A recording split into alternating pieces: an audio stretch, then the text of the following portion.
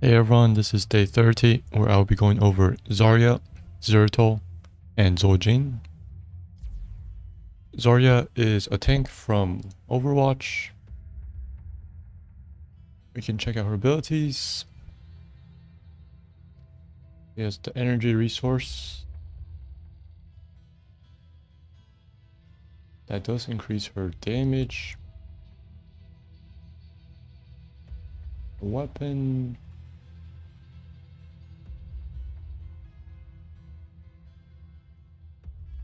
Seems they put the grenade from this thing. Explosive charge. I'm not sure what that looks like. Her shield. And the ally shield.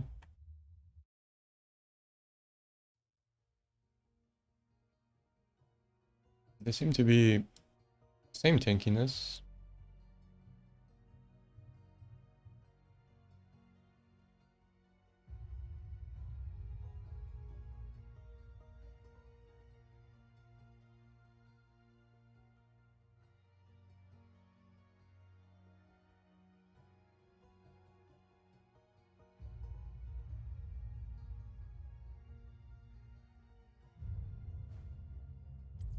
Oh, this is perfect. So it seems the shield normally has unstoppable.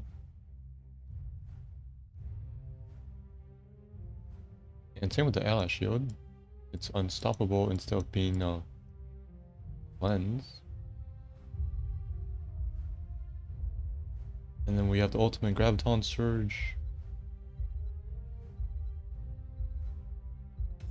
That lasts 2.5 seconds.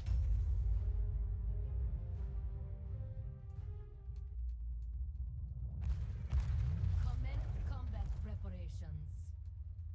Well, hey there. Fancy meeting you around here. We've got this. Time to go. Movement abilities are disabled.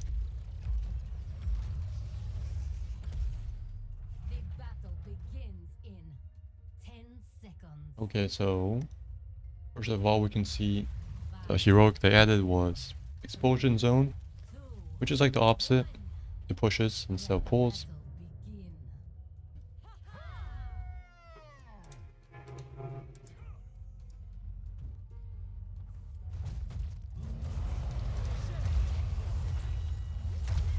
So it sounds like I would add a route to Graviton Surge, just so it can properly disable movement abilities, as I think pretty much every movement ability can escape, like Vala's Vault, which makes the ability useless against anyone with a movement skill.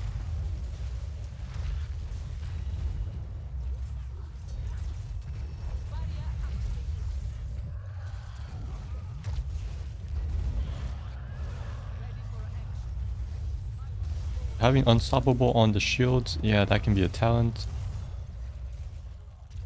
So she has that for her personal barrier, and then we can have one for her allied barrier. Right now she only has like a cleanse on the allied barrier.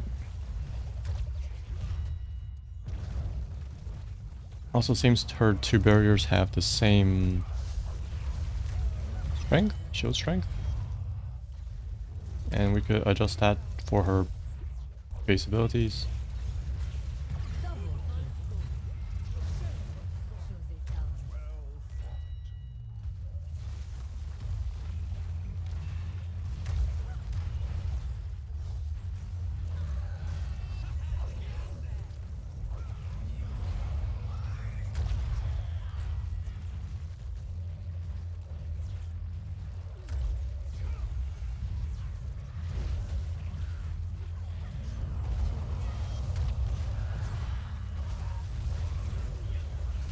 The grenades I'll probably leave untouched.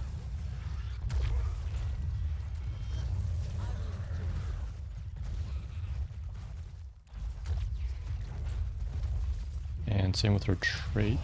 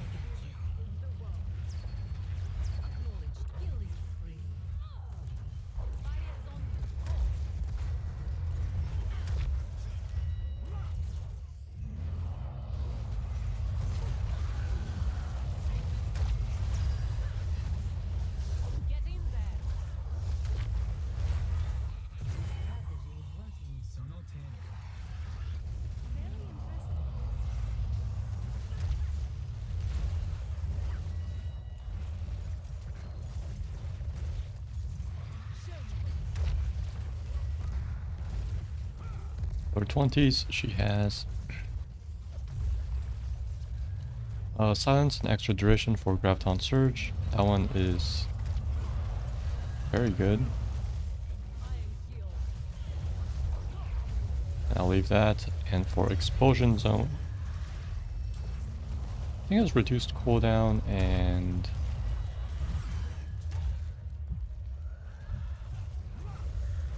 increased duration.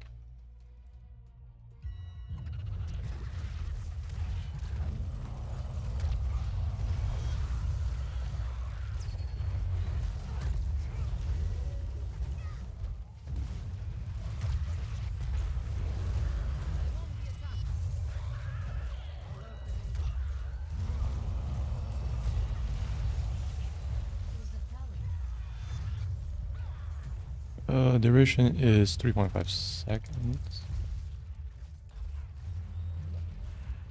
Cooldown's 45.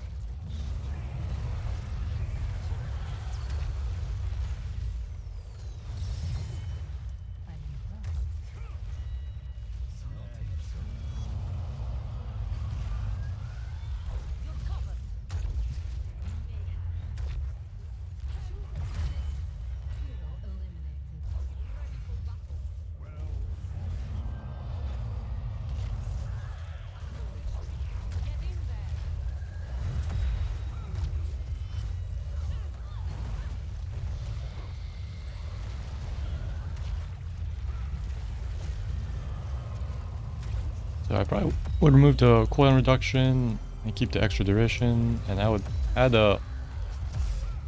one more effect to Explosion Zone.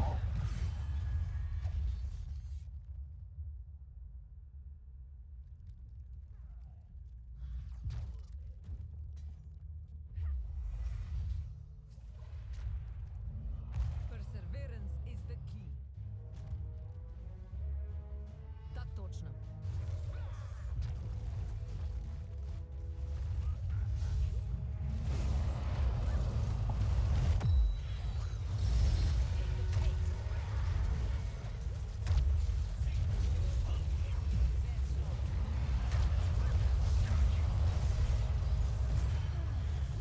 Explosion Zone is more of a defensive heroic.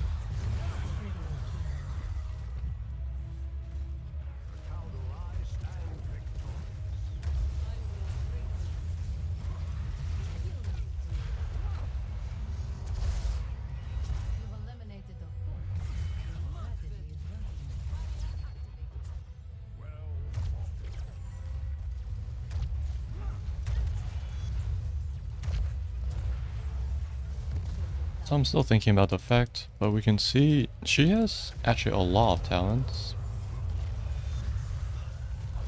You could say it's a lot more than average.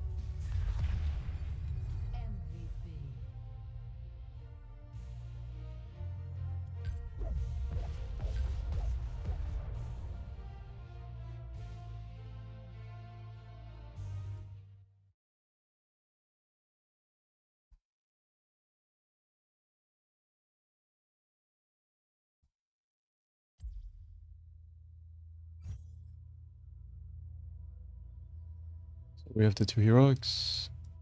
They are fine. Graviton Surge and Explosion Zone. This one is fine, gravity kills.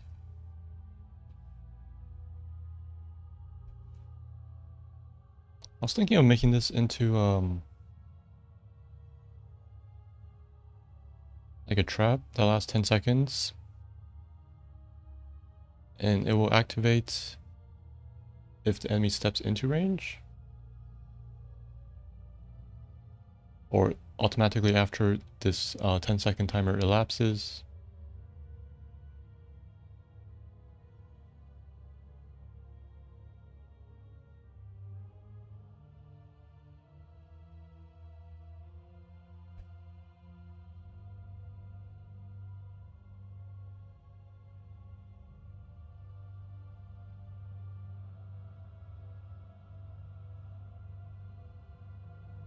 What do we call it? This one's Graviton Surge. I call this one Graviton Trap. Explosion zone duration increased by 1.5 seconds and is launched as a trap that detonates after 10 seconds or when an enemy is in range of its area of effect.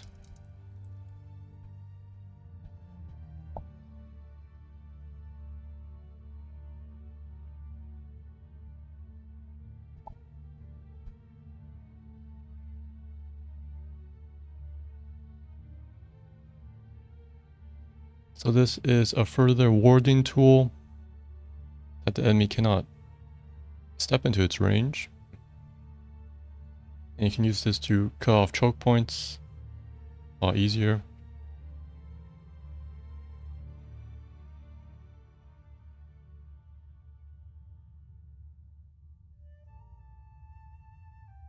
Oh, 10 seconds.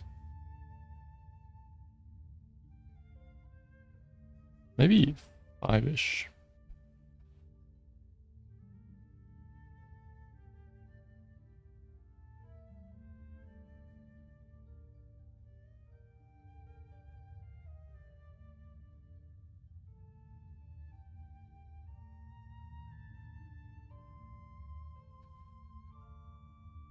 So I said I wanted to buff shield ally to match personal barrier.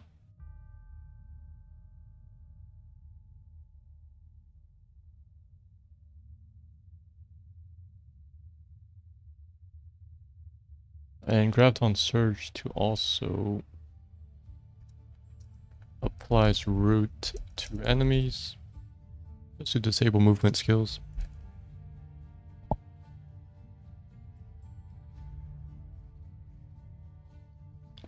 So I would adjust shield ally, cooldown to 10 seconds, shield to 560.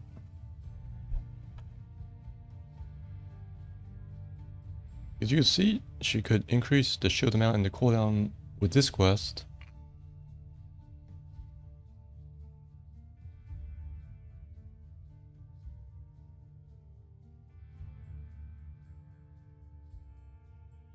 But I'll just give that to her baseline for free just to make these two the same in values.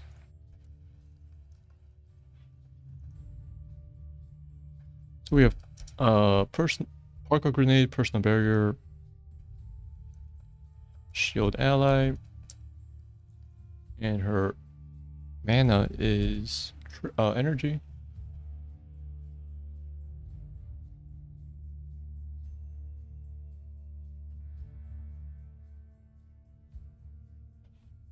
So her other 20s, she has Grenadier,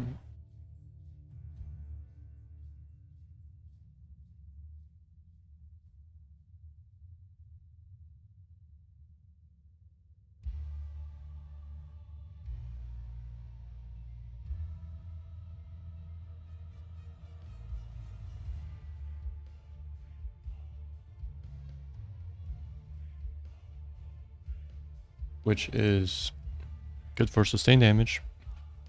And along with the quest, you can pretty much just constantly output grenades. Then we also have Unyielding Defender. It's like a weaker rewind.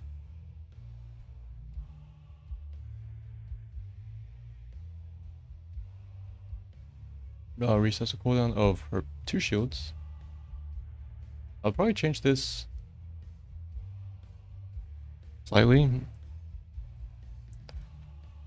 The effect will be pretty much the same, but it's a bit harder to use. It will be refreshes the shields of personal barrier and shield ally. You have to drop these 2 first, and then when they're about to run out, you press Unyielding Defender to refresh the shields.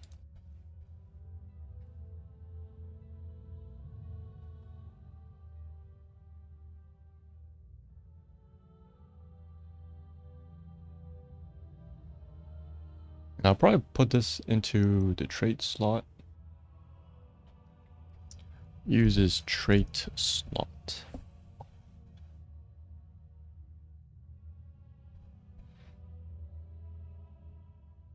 So I wouldn't have other actives, so I chuck away. Pain is temporary.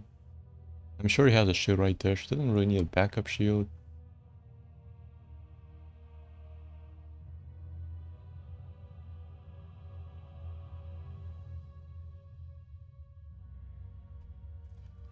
So we have Unyielding Defender for both shields. This one has Grenadier.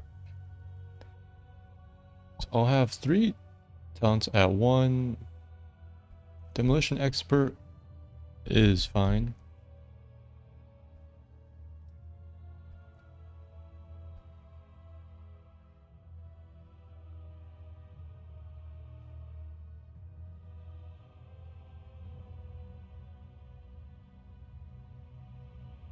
And then we have her other quests are this one, which I kind of made it built in, and maximum charge.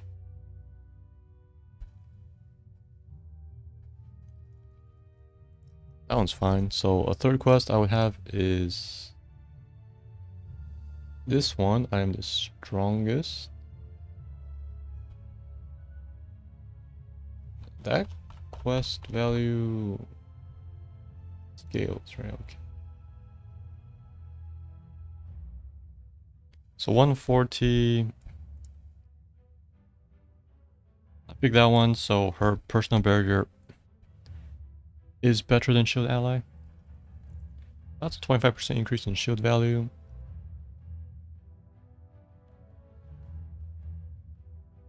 I would make I am the strongest. Added quest.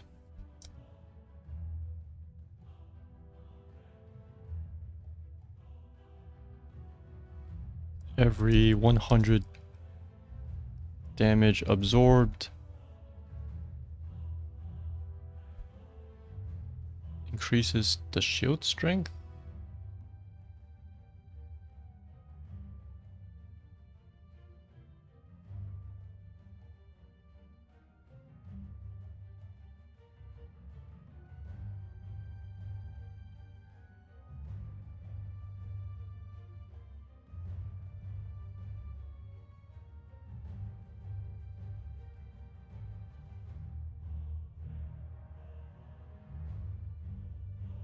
Or no.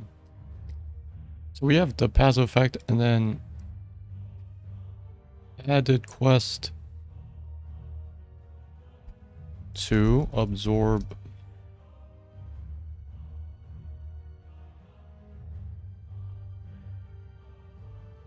let's say 6,000 damage with personal barrier. Reward is another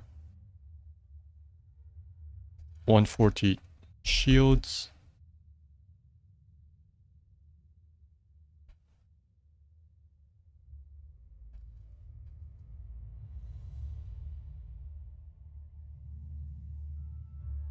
So this is a 50% increase in her shields.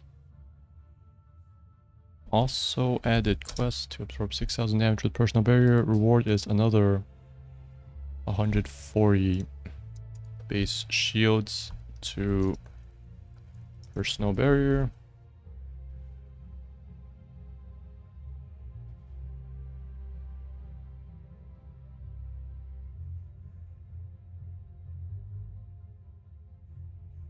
So for particle grenade, we also have pinpoint accuracy. That one's good. That's a slow. Allows you to keep landing grenade shots pretty easily. This one, I don't think it's that useful.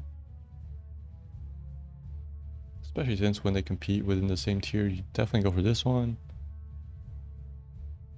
So we might have to add another grenade here or not, but let's look at personal barrier. We have this one as a quest at 1. Explosive barrier.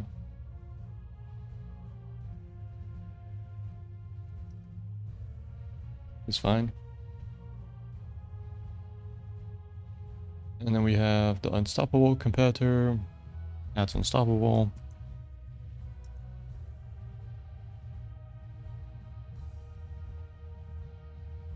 And spell barrier, I feel like we could make this also apply to shield ally.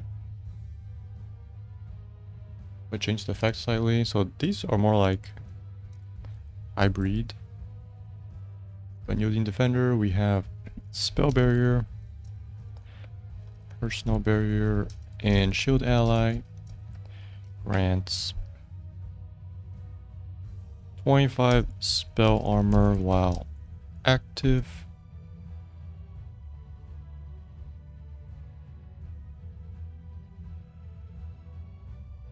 Or maybe even more. Let's say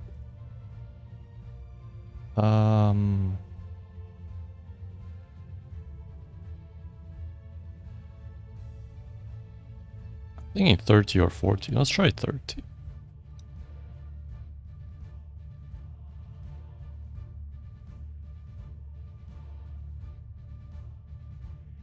So that actually changed.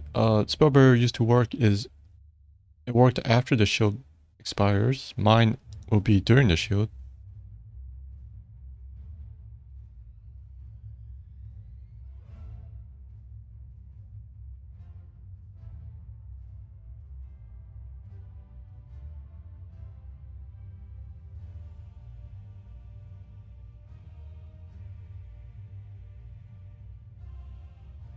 This one kind of adds lock. I could maybe make you have to pick between like this one or defensive shielding. I'll just make this physical armor. And you can't pick both, probably.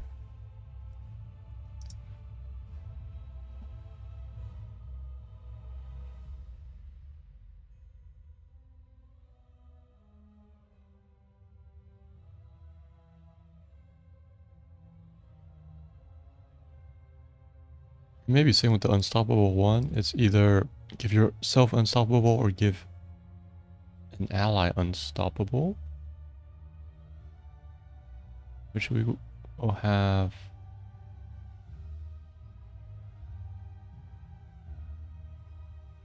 I'll make Zarya unstoppable for up to 2 seconds. Let's make the duration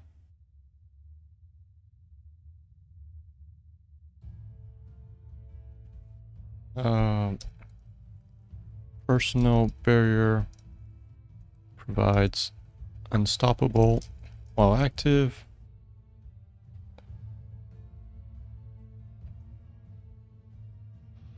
And we call unstoppable ally. Same thing, shield ally provides unstoppable while active.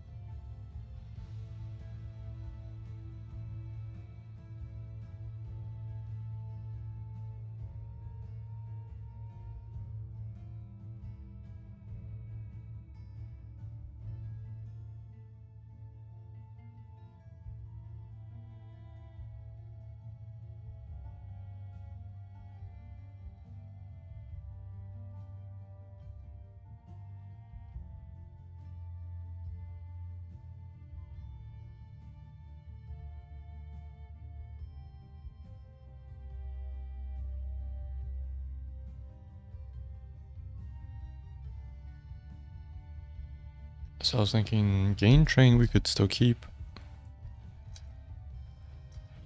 Will be talented version.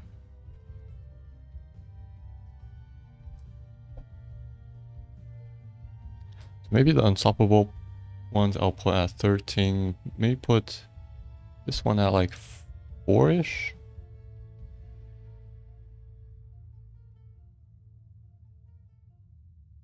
And this one at 16.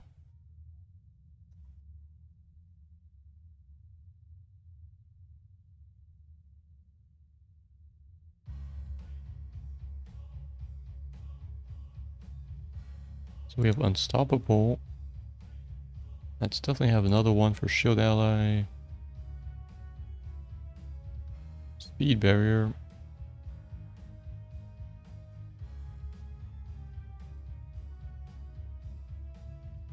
I feel like that speed is really insane, 50%. Let's just lower that down to like 20%.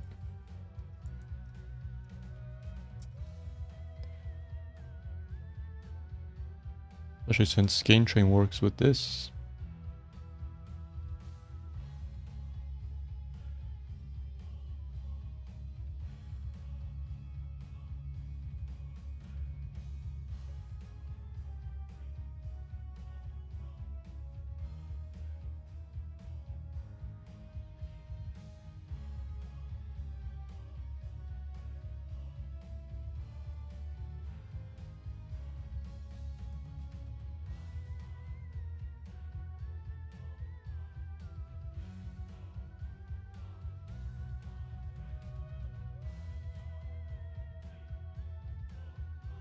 So she can have up to 120 energy.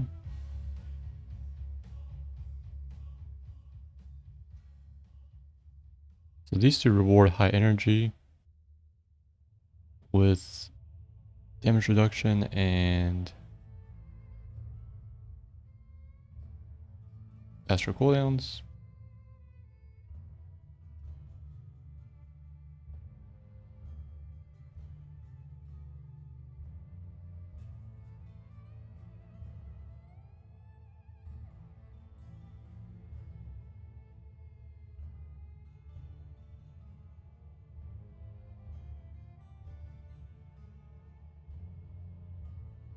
They're actually not tied to having the shield. So yeah, I'm fine with those two. I'll probably make the effect more linear. Zarya gains...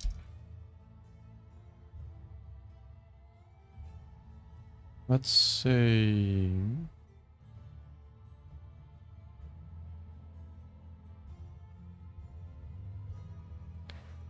0.25 armor per energy.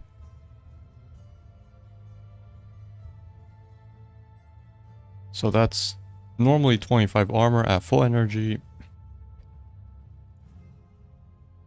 And then at 75 she gets slightly under 20, 18.75. But at 120 she gets 30 armor passively.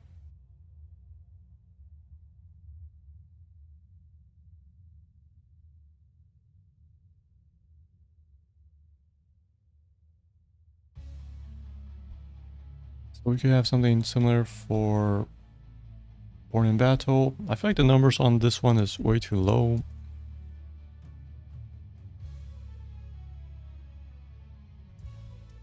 Born in Battle, this should be like Zarya recharges.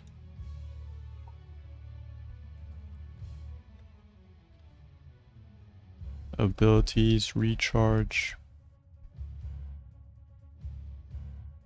Let's say 0.5% faster per energy.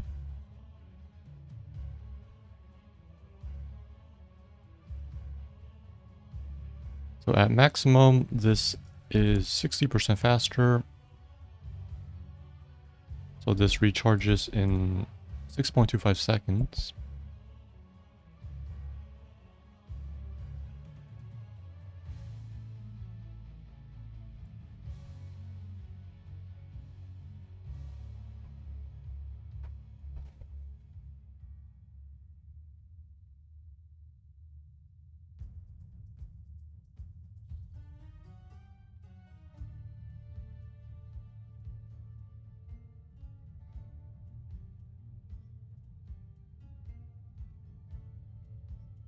Actually, we might change grenade. All charges are returned at once.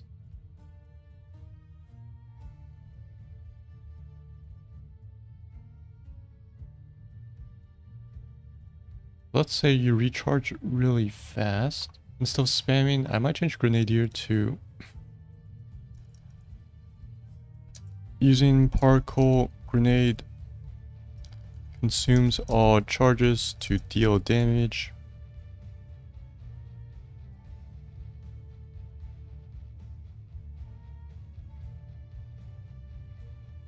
Consumes all charges to deal damage. To deal or proportional damage.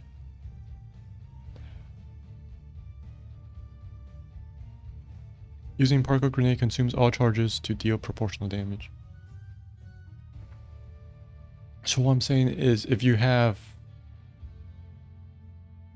only have one grenade, it's the same, but if you wait and then you recharge all four, you shoot one grenade but it deals 4 times damage and it burns all 4 charges. That's because you have this one faster recharge and this one also faster recharge.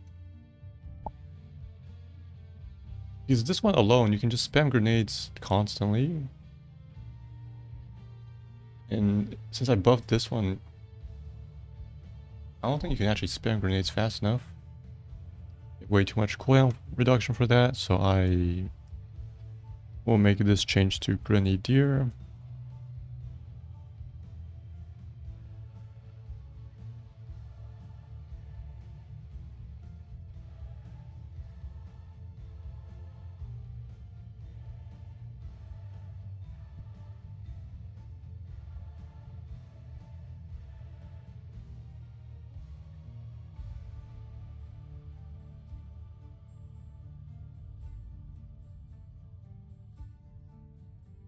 And then we can have one more.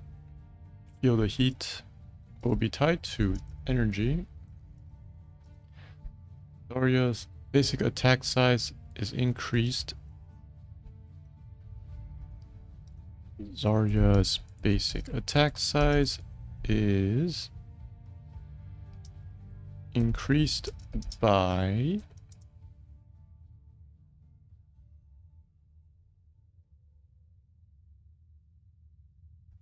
yeah, 0.5% per energy. So that also goes up to 50 or 60%. Okay, that might be too high. Let's say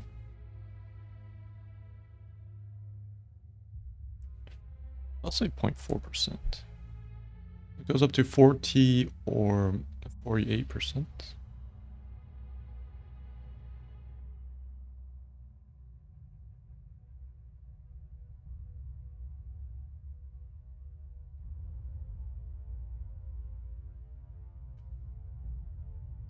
So we have what? 4, 5, 6, 7, 8, 9, 10, 11, 12, 13, 14, 15, 16. One more. What do we not go over? I can go over this one. I'm not actually sure how that one works. Done by the bearer contributes energy. You want the ally to deal damage. I probably don't want that because she only gets energy when the shields get hit.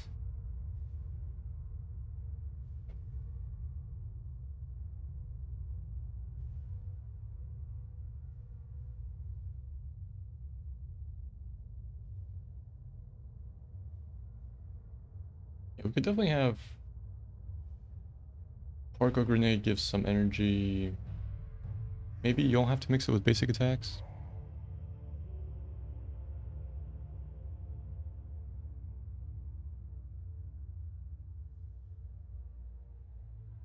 Proportional damage and effect.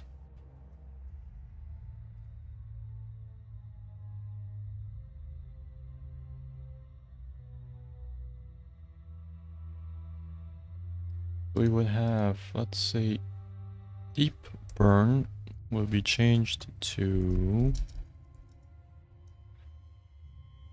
gain 5 energy per hero hit with Parko grenade.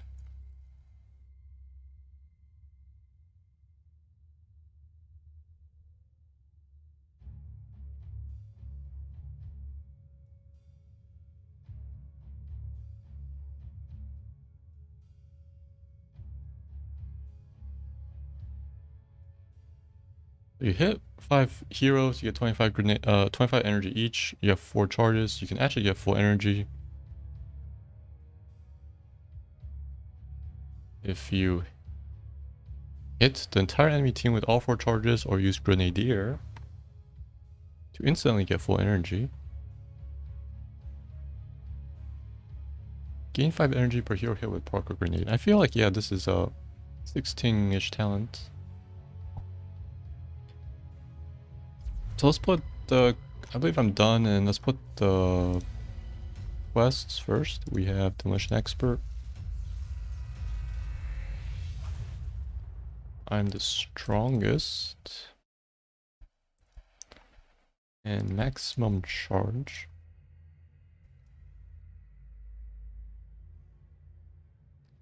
Let's maybe change this to just 5,000.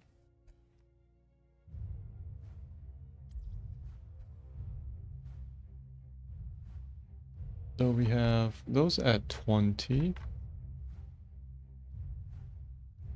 Gain Train will be 16. Deep Burns also 16. And we will keep Born in Battle there.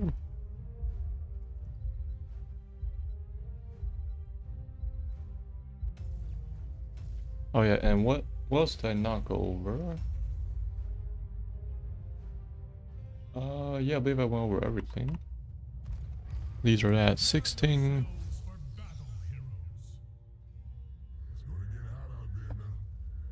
So another thing about Deep Burn is this is the only way you can get energy offensively without getting hit. Is to land Porco Grenades.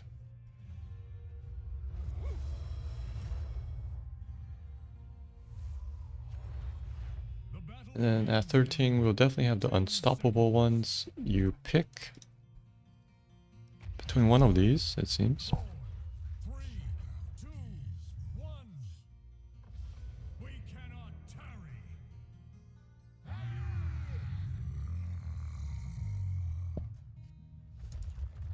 I'll probably make the armor endurance training along with the other armor things at the same tier. So it's more efficient that the armor, because armor talents don't stack once again. I'll probably put those at 4 or 7.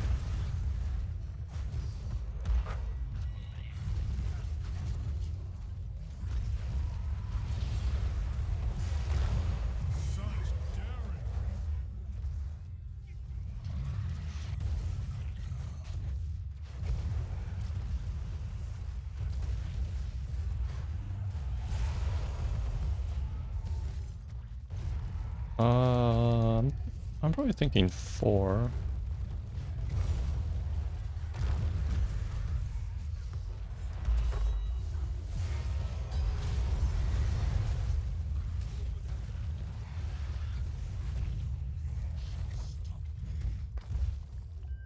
Just to kind of separate it from the 13 talent more.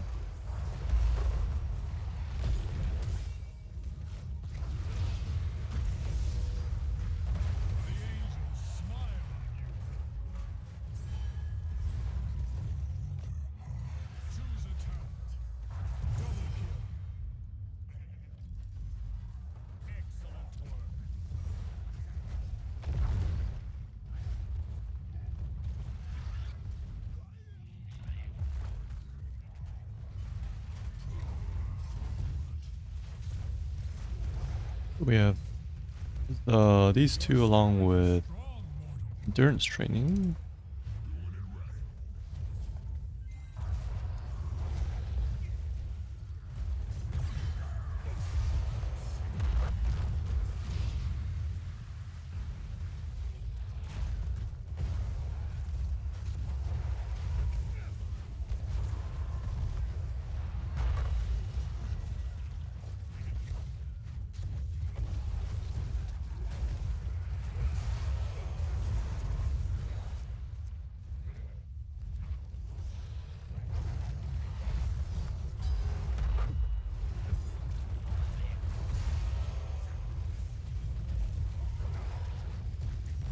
Well, then at 7 we would probably have speed barrier.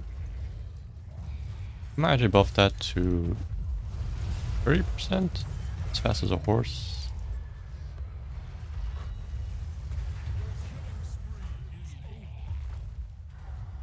So these are at 4.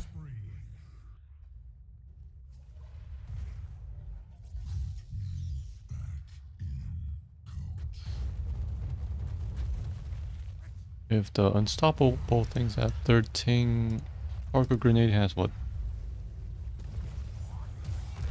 Just that one.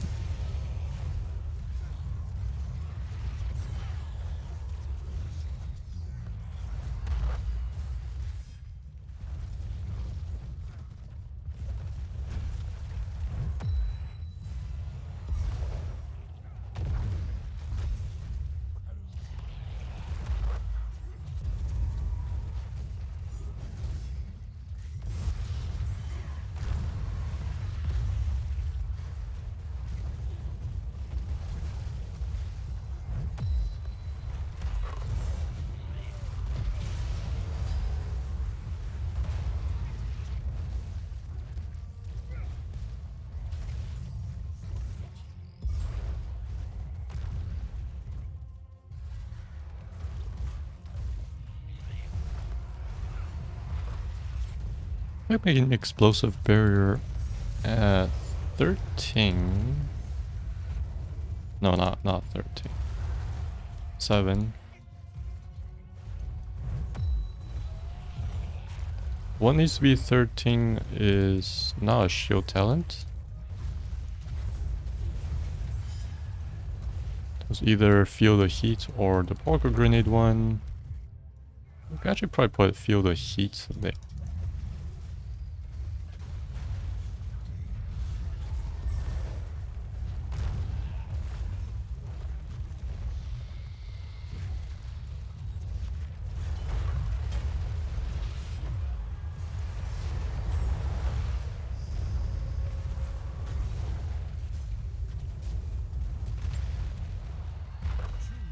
So at 7, that leaves last 3: pinpoint accuracy, explosive barrier, and speed barrier.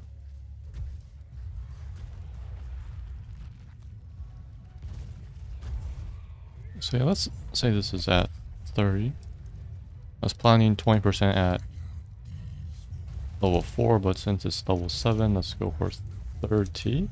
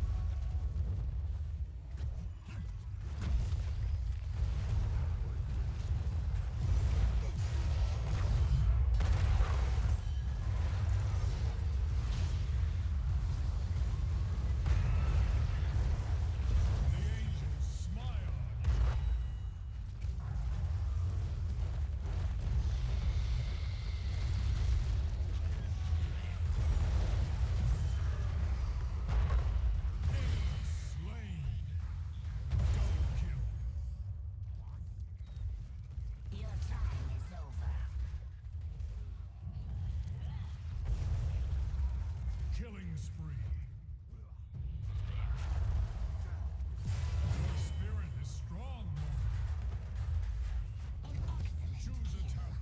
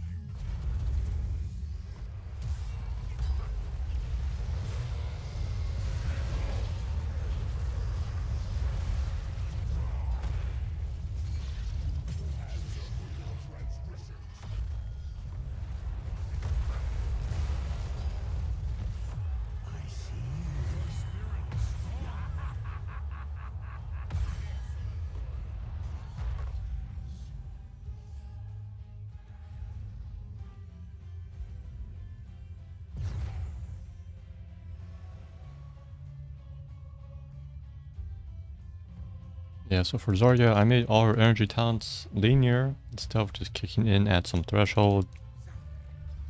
And you pretty much have to pick between buffing your shield or the ally shield.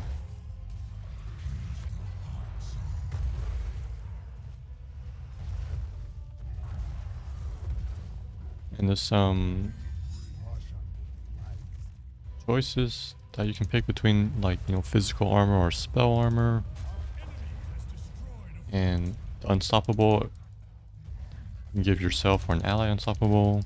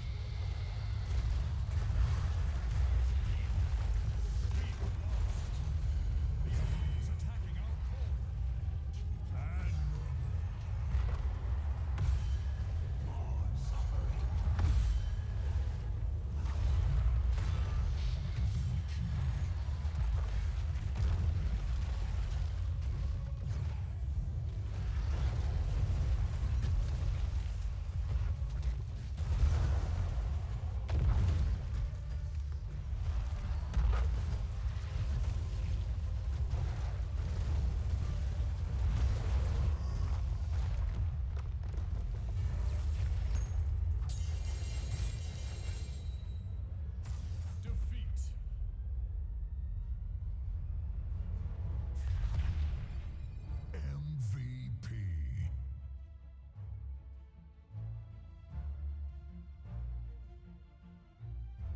Oh, her tier, I'll put her at high actually. She's a good hybrid damage and tank for herself and for allies. Minority, medium.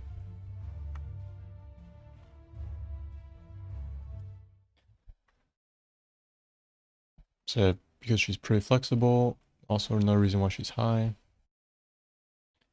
And this is a good team fight ability.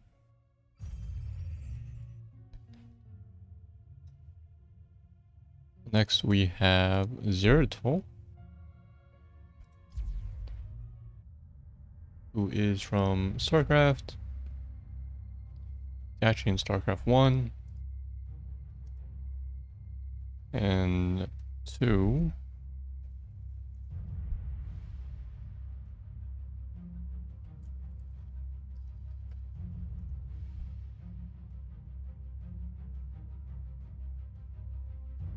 In StarCraft 1, he's based on the Dark Templar.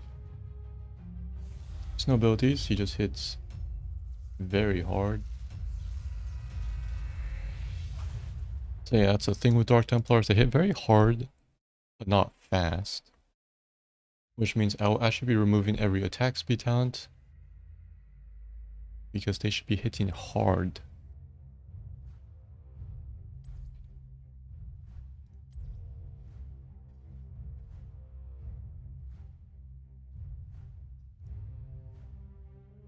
And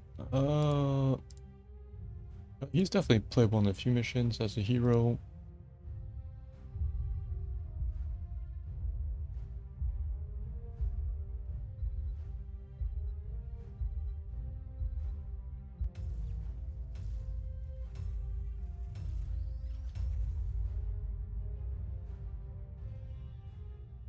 This tier, I would put him at Prepare yourselves for battle, heroes. Be ready. The time maybe medium actually. is nearly upon us. If you go cleave build, Always. it gets pretty decent against multiple enemies. This is only if you go cleave build, LC's low. Begins in Familiarity, medium. He actually has a very high skill cap to play him properly, 3. or to maximize his effectiveness. Let the battle begin. Actually, let me just put him at low, because on average he's kind of bad unless you're pretty good with him. Most gankers in ARAM are pretty bad because you can't really gank.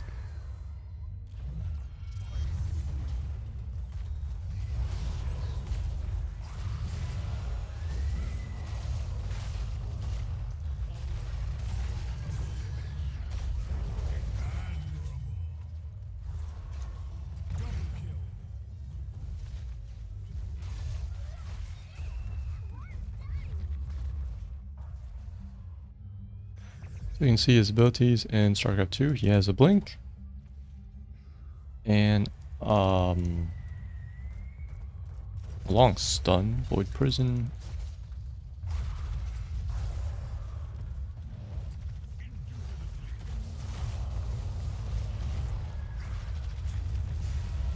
On HOTS, they made that into its heroic, where it puts them into time stop. They're invulnerable, but it's also, I think, the highest duration of a CC spell. Well, excluding Cocoon. Because this one's AoE. You can just split half their team with Void Prison.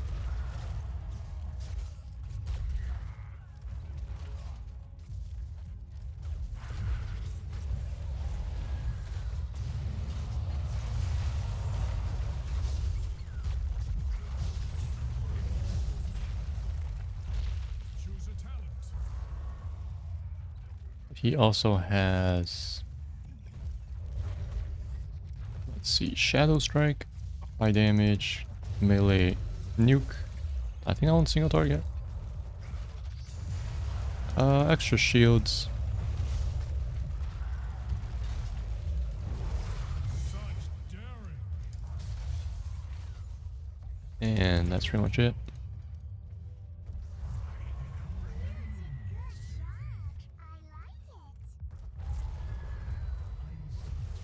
Choose a talent.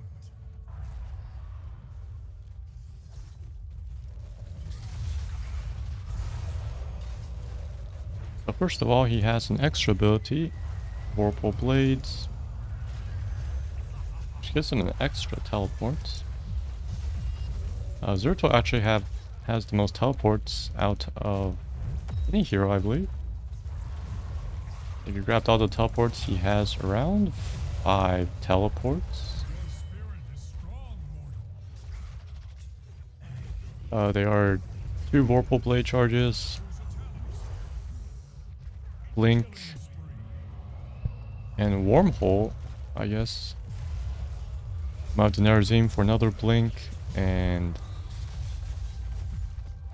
Choose a talent. oh, it's Wormhole or Secret in the Dark, which lets him head teleport.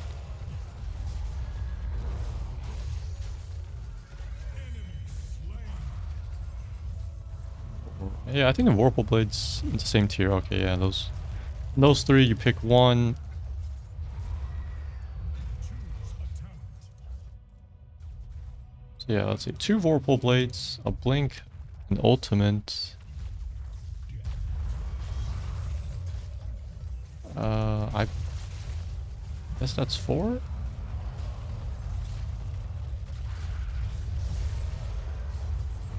I don't think this resets Warple Blade, but I could check that.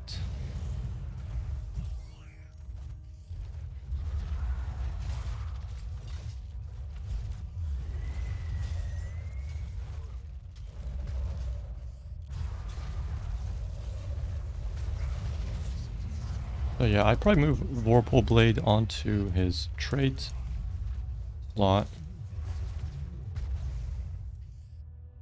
Just so it doesn't stick out at 1. And I'll let him keep Blink. So he doesn't actually need a target to blink in.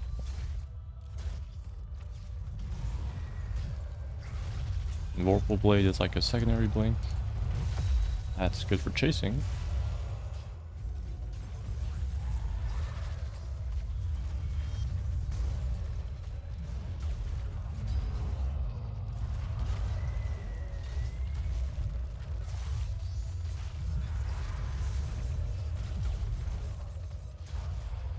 See his heroic. So yeah, he has Void Prison, and his other one is Might of Nerzim. He casts. It's like a single target rewind, except it's an untaunted version. So I'd probably make it taunted just to buff it slightly, and probably remove the passive part. That one feels kind of tacked on.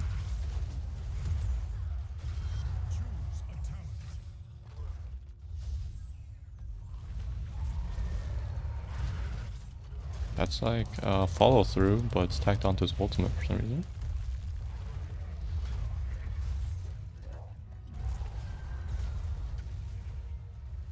And it's also, I'd make it talented because his 20 is a rewind. So his 10, he can cast 1 untalented ability, but his 20 lets him cast 3 talented abilities, which is enormous buff and power. But I would make the 10 talented, just so his 20 is only like 200% increase in power because he resets 3 abilities.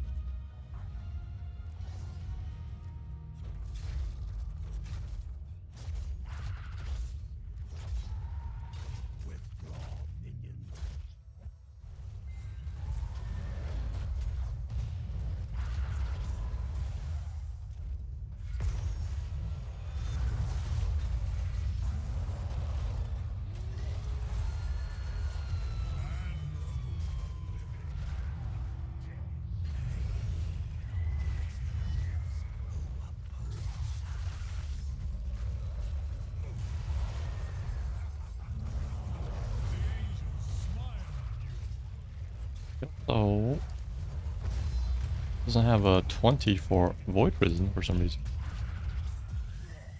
So I would add 1 there.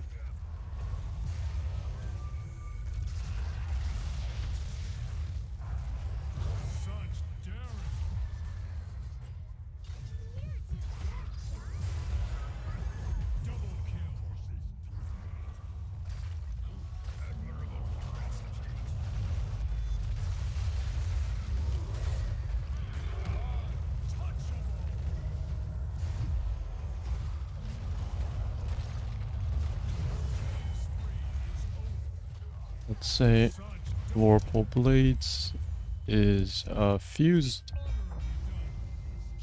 into trait.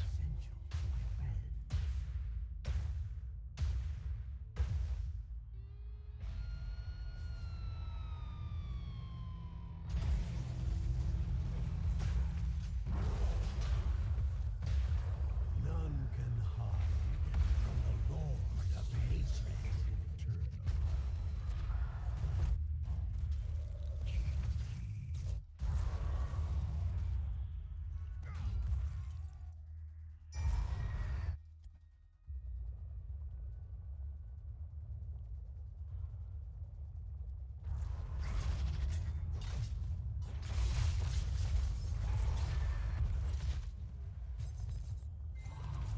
Yeah, Zeratul should be more of a burst character than sustain damage, which is what I would be trying to push his talents towards. Is Thamor as a Dark Templar.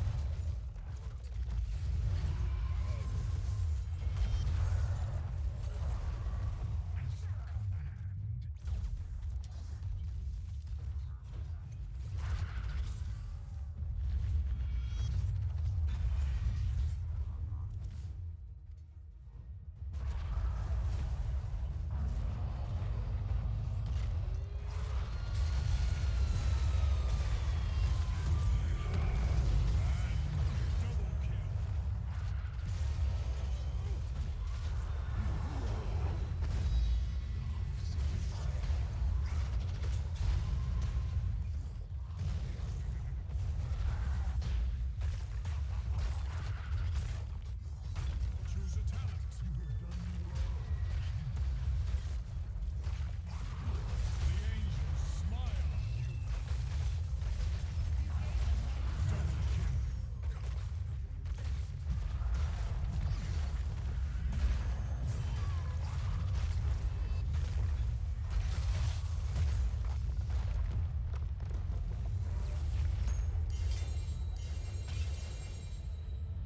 Other than that, his 2 heroics are fine. Might of the Nerazim MVP. will be talented version. Deals full damage too. So it's just like a standard cast.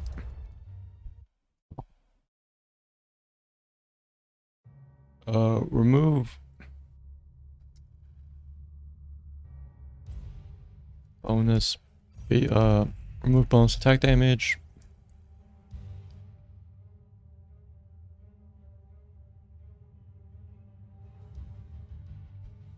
Remove extra attack damage.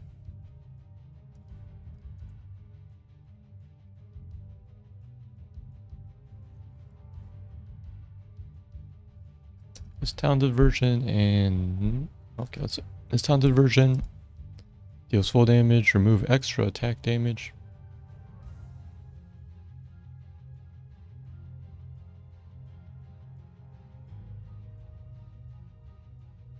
And we have Void Prison.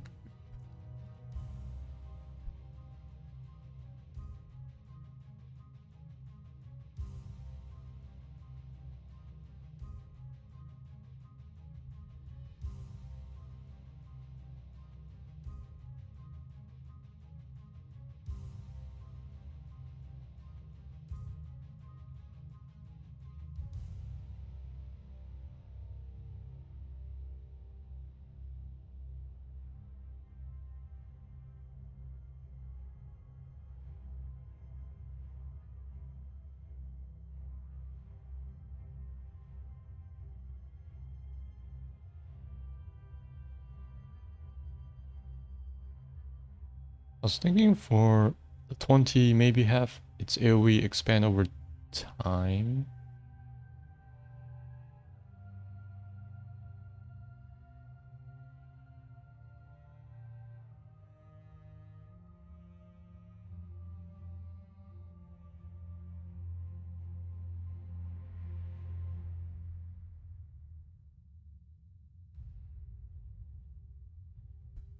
So this one is Twilight Falls. Oh, and I wanted to check if it resets. Vorpal blade. Doesn't say here. This one will be, let's say, consuming darkness. Void prison expands. AoE expands by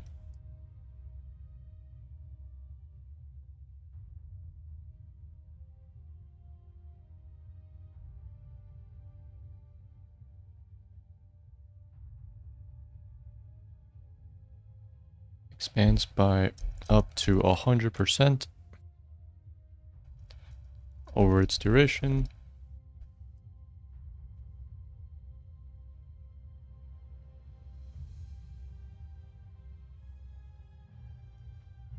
Actually reaches 10 radius.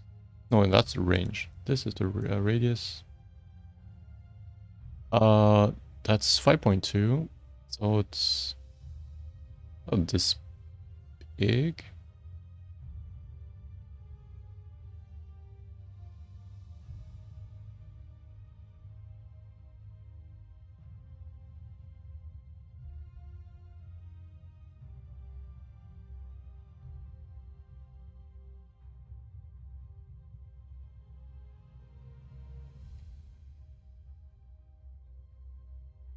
So those abilities are Cleave,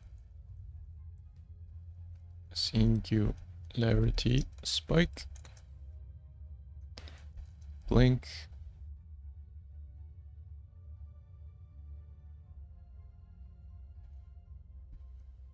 Vorpal, Blade, and Permanent Cloak. For Cleave, we have... He actually has this. He only has one quest. I might change that. Greater Cleave.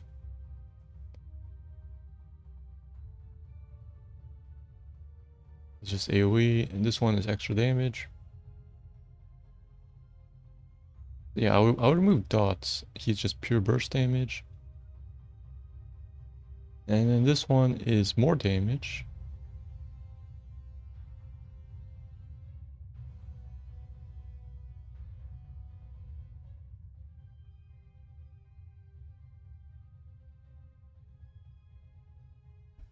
So what's the damage on this? 200. It's actually not that high. We have Greater Cleave, Rending Cleave. So this will actually also work more sense with this ultimate. So that's why I'll have dots also. So this one is changed to Cleave deals 40% increased damage. And then we can have Void Slash is Cleave deals 50% extra damage against heroes.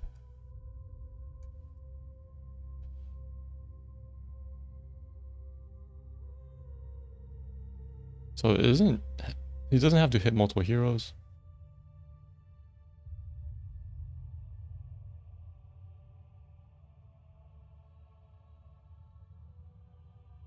Actually, this might be too good with this one. I'll have to think about that. For Singularity Spike, we have this one Seeker in the Dark.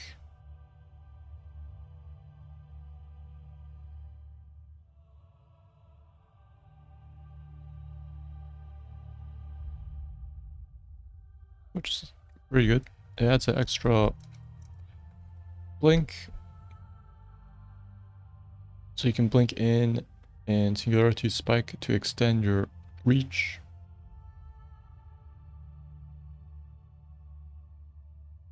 Sentence to Death is to use Singularity Spike to initiate with, since you deal bonus damage.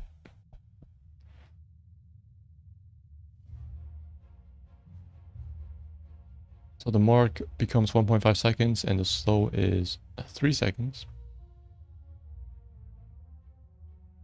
Unwavering Pressure lets you spam it more. Probably not have that.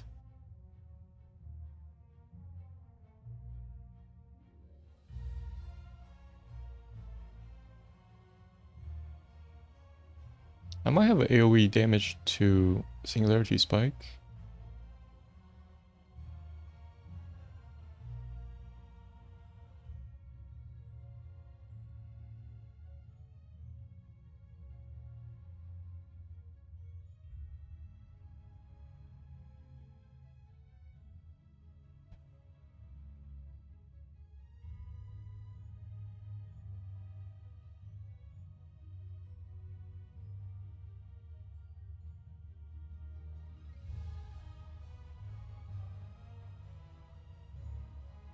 Or when it explodes, it cleaves every other enemy nearby.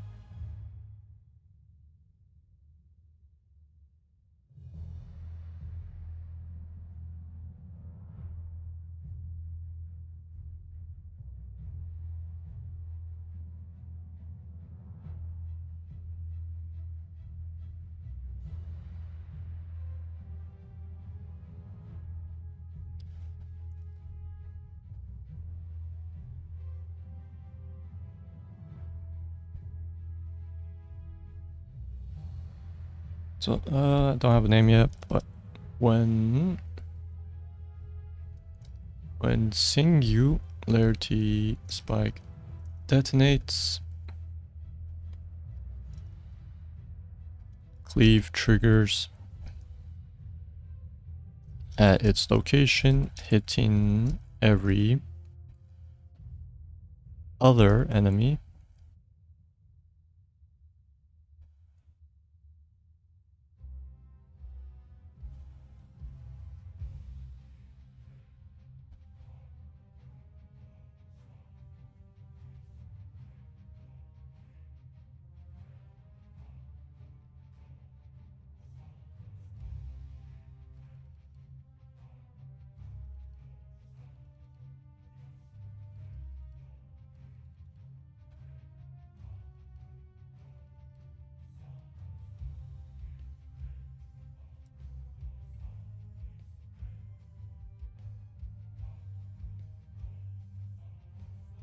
So this might actually have to be 20 because it's a free cast of cleave and it gives you extra range poke actually.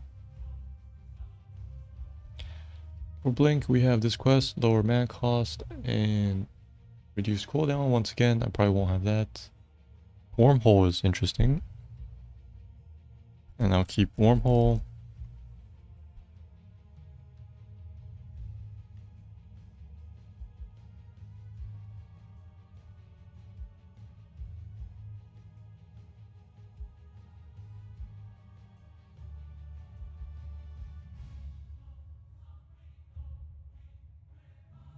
And then that's actually all his blink towns. Let's add one and let's call it warp armor, right? Void armor. Void armor using blink.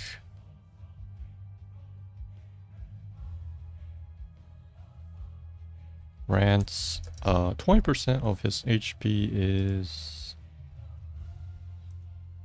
let's say grants 325 shield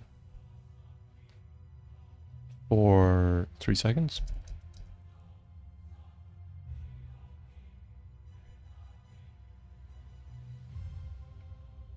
So it'd be kind of like this. I'll probably remove all his other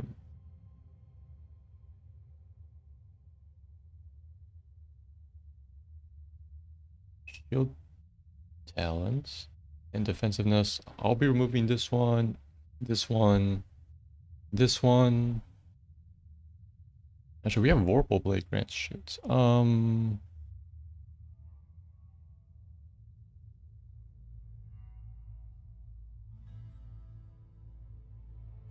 Casting Vorpal Blade.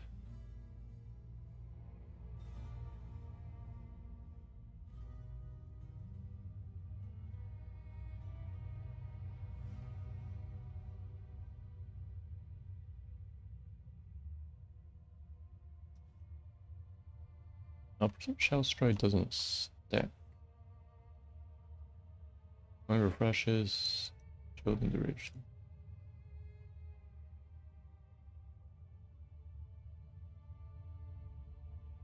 Let's say teleporting with any ability.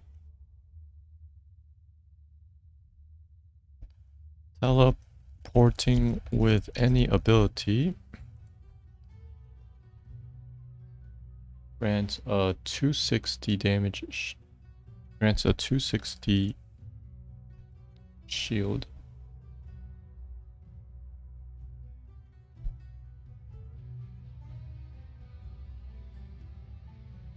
For 3 seconds. So yeah, this will actually be moved into not blink specific, any teleports.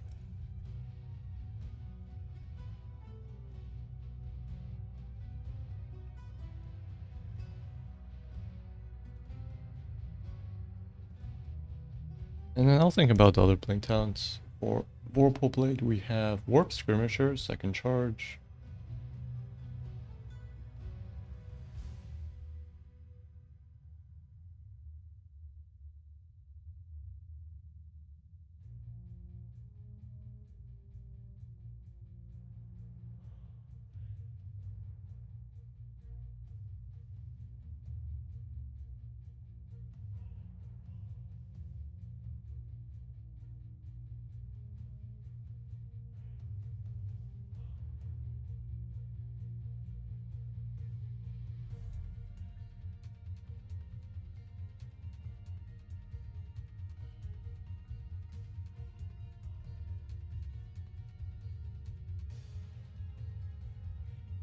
I'll probably split this in half.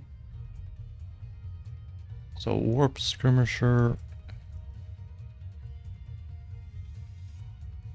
Vorpal Blade gains a second charge and cooldown reduced by 5 seconds.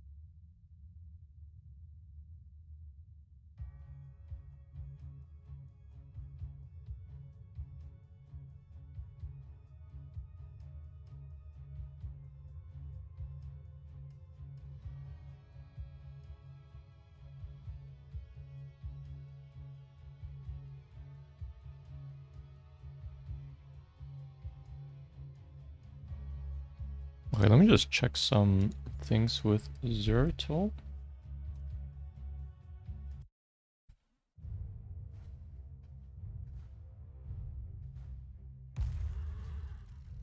I can show you the secrets of Choose the a talent. Choose a talent. glory to the Choose a talent.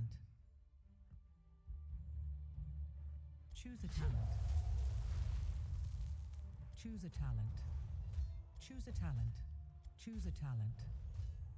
Choose a talent. will help.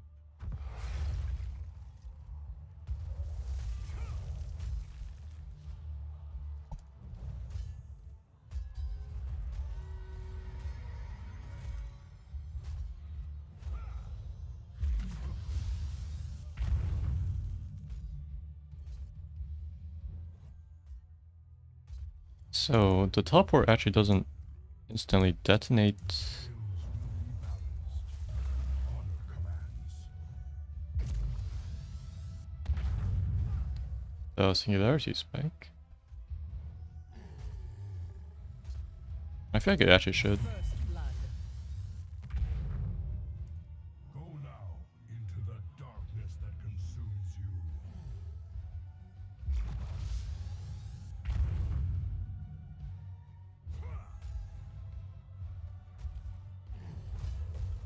And then we have, let's...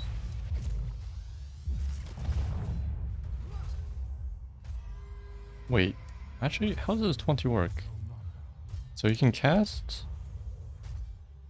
an ability, this one, and then cast it again? I thought it just becomes a rewind.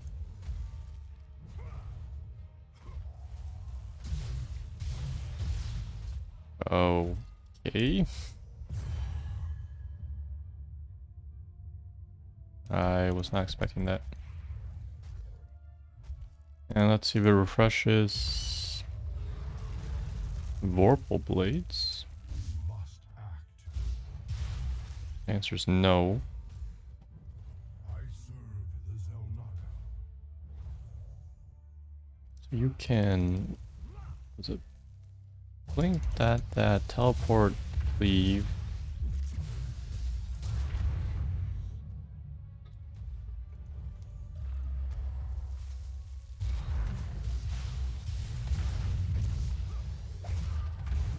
So you can see he is very Your elusive. enemies fall before you. You have to think really hard when pressing buttons with him.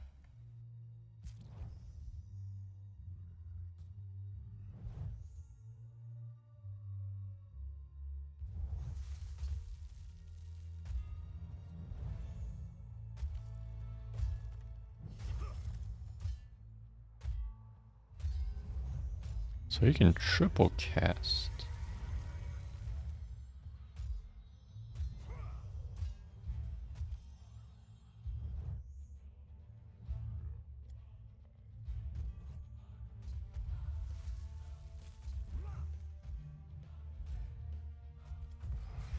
Okay, I just need to make sure I don't give him too much burst damage.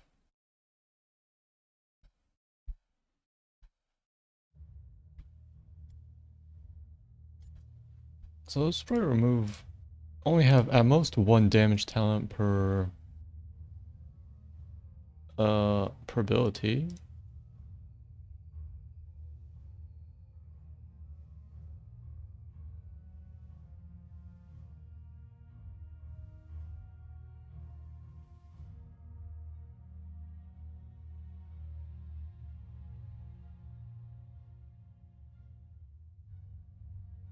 Okay, so when they are marked or slowed by Singularity Spike.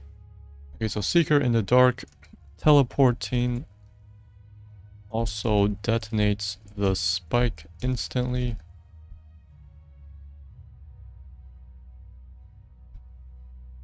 Teleporting also detonates the spike. Also detonates Singularity Spike. We have this thing, and then let's have AoE.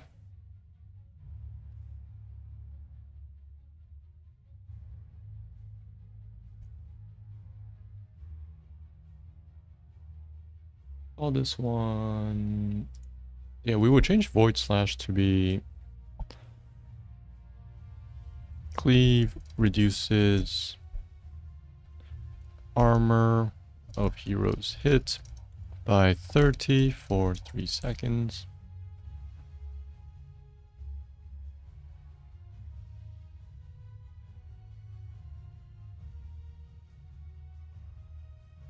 Maybe, let's say 20.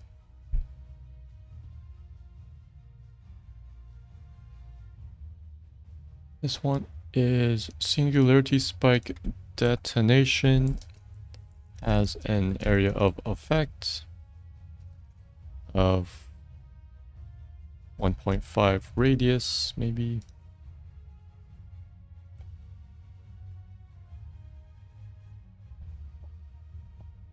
Or maybe to match Cleave. How big is Cleave? Cleave is actually really small.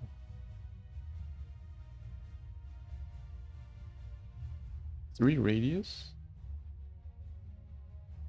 Really? It sounds like twice as what I expected.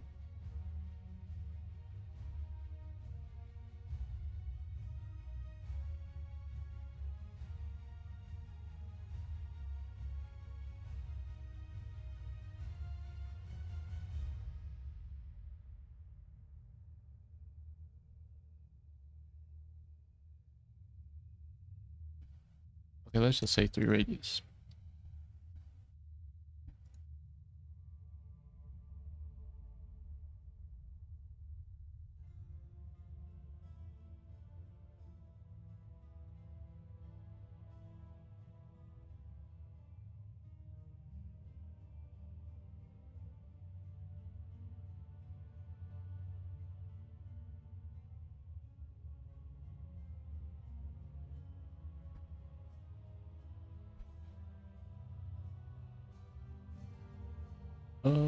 Move unseen. I'll probably change this one to be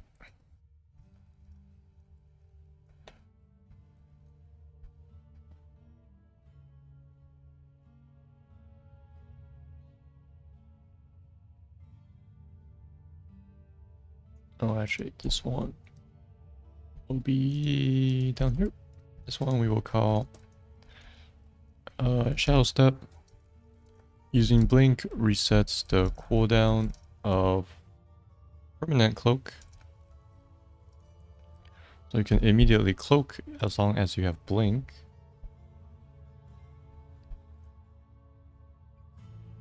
So I know not normally, Blink doesn't break Cloak, but if you break Cloak first and then Blink, this talent will let you get Cloak back instantly. You can Blink without breaking Cloak, right? But then if you just do stuff, I shouldn't have that one. And then Blink, you get instant Cloak. Also want another Cloak talent, which lets you cast abilities without breaking Cloak. The way you can Blink and still be cloaked. I want you to be able to use every ability and stay cloaked. This would have been move unseen. Using abilities, do not break permanent cloak.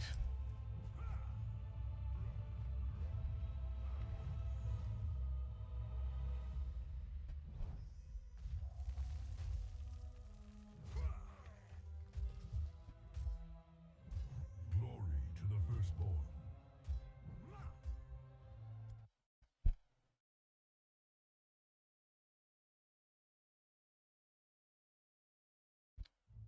You got this void detonation.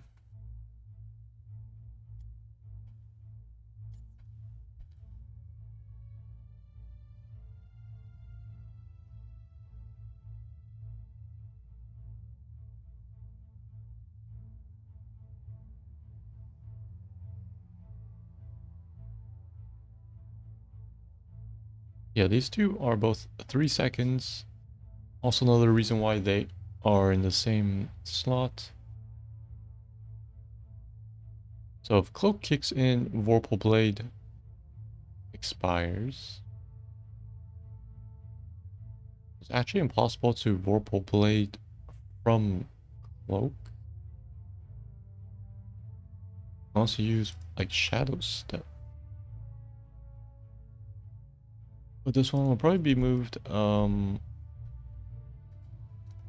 into Permanent Cloak.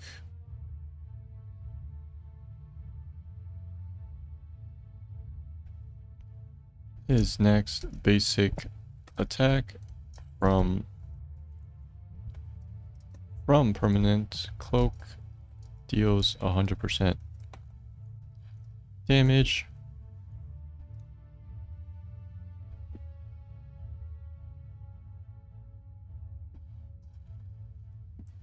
His next basic attack from breaking Permanent Cloak deals 100% damage.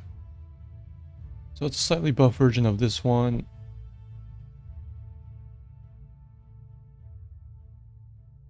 And I won't have this one, right, where you need every 3 hits. This one you have a higher burst initially. So I'm all about the burst for him. The only shield talent and mitigation will be into Void Armor.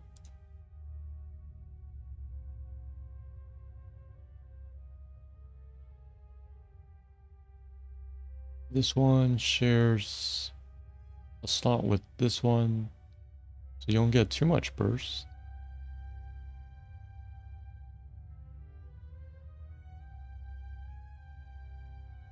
Void Detonation.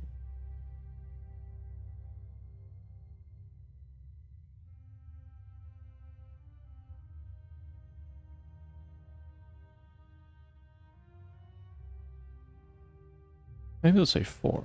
This one might actually be a 20.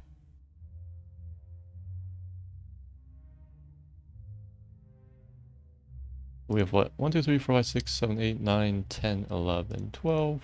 We definitely need a lot more.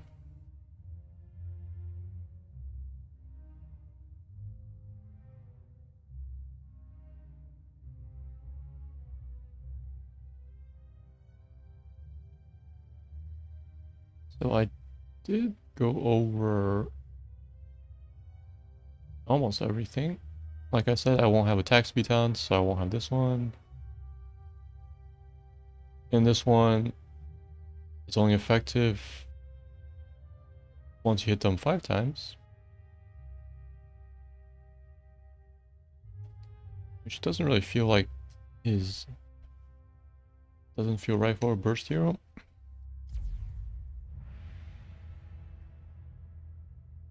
So at 7, I will have all the 1 extra teleport. Or these 3 that compete with each other.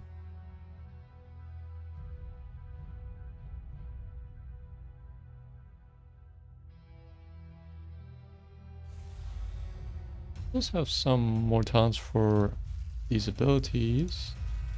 This is 20, these are 16.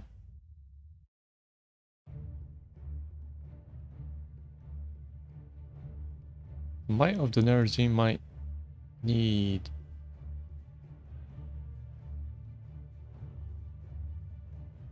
a cooldown increase.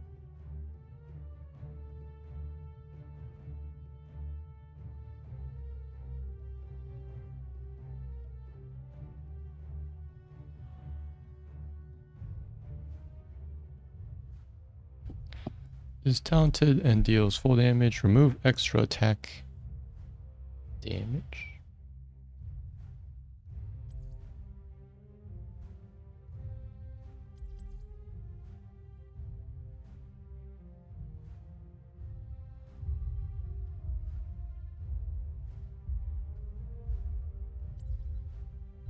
And cooldown will be increased to... why is the mana cost so low?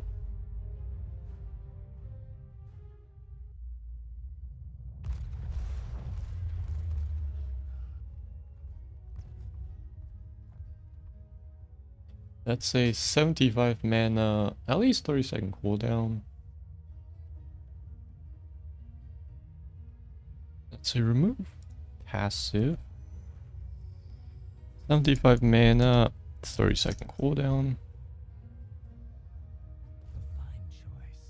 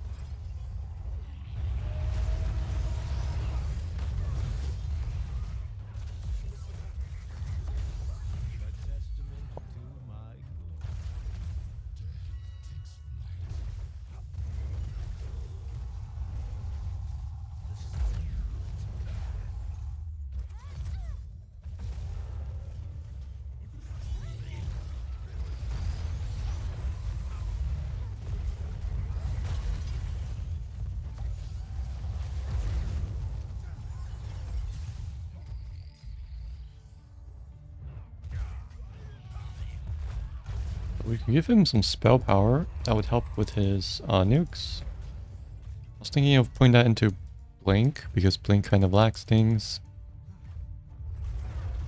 So yeah, using Blink increases spell power for a few seconds.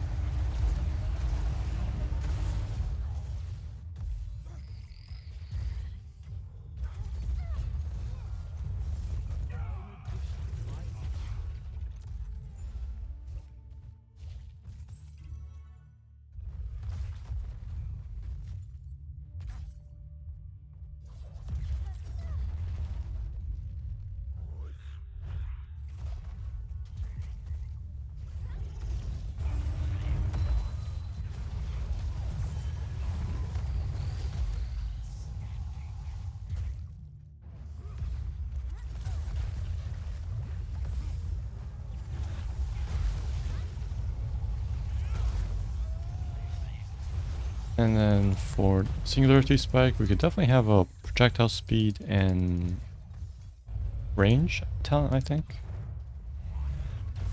Maybe like 20-20 for both.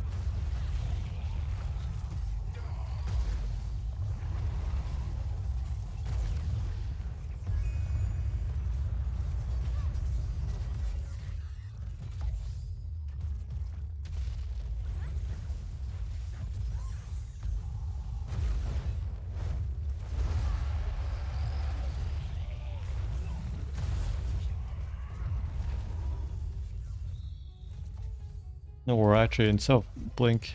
That'll be every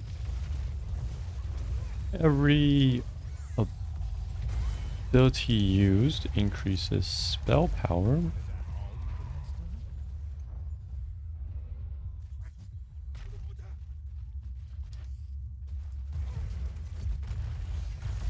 By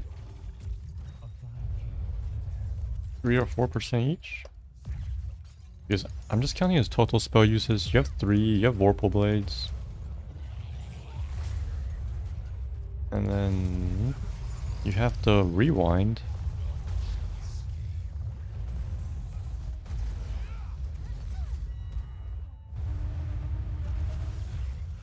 So let's say, let's use the numbers from Psionic Strength. So it's what, 6% up to 30%, I believe.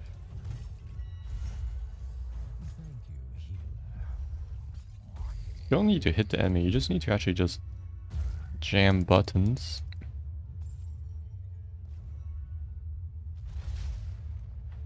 And then you will get your spell power.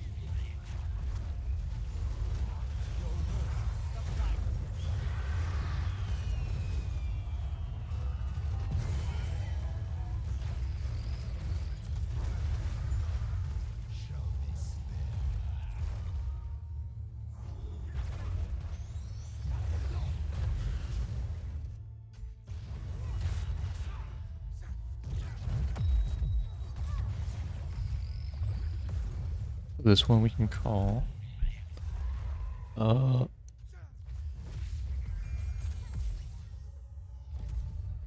Or actually, do we want a piercing singularity spike?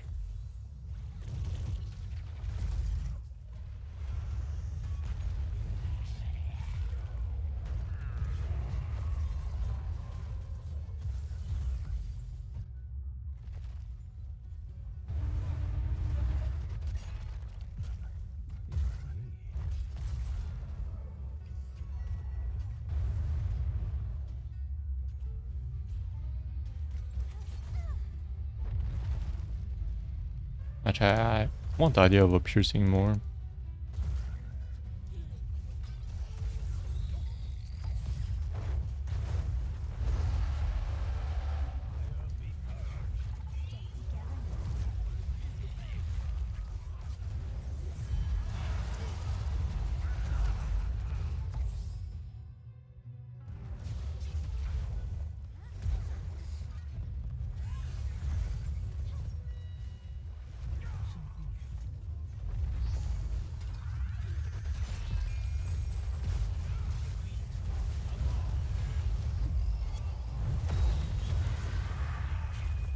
So let's call this one, let's put this at 13.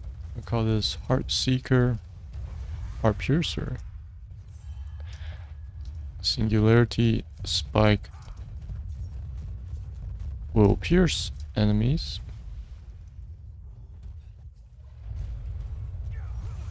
How does it work with Seeker in the dark? You will teleport to the last enemy that you hit with Singularity Spike.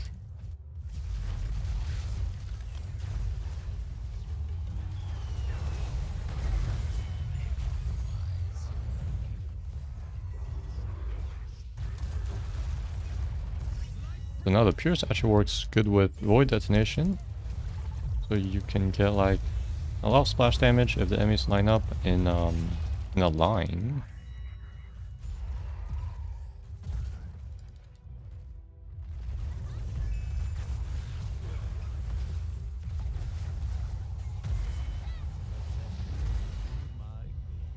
Justice has come for you.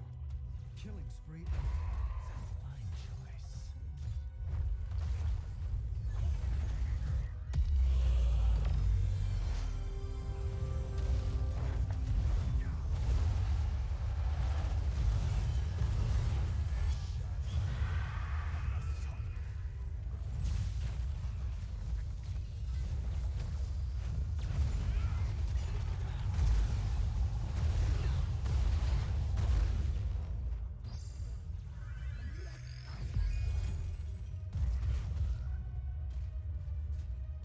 So we have, this one is Psionic Strength. My pleasure.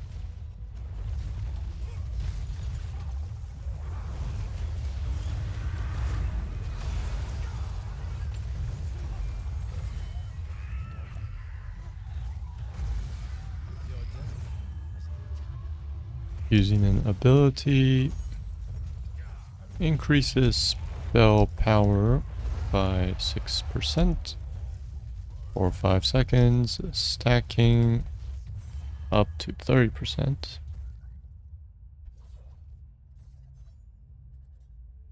Maybe 3 seconds. Just so you can, smaller window to spam all your spells.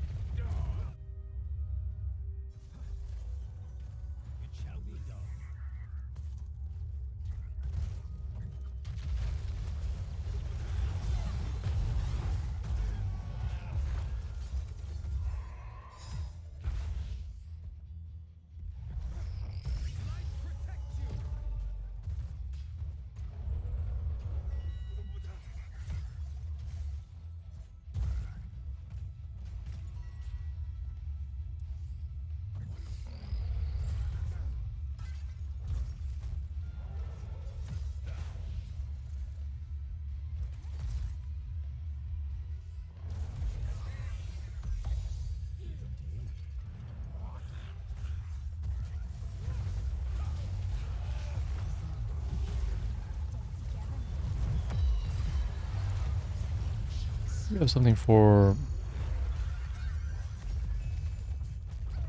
blink. If we wanted attack speed thing, just gonna tighten this to blink. Increase attack speed for very brief.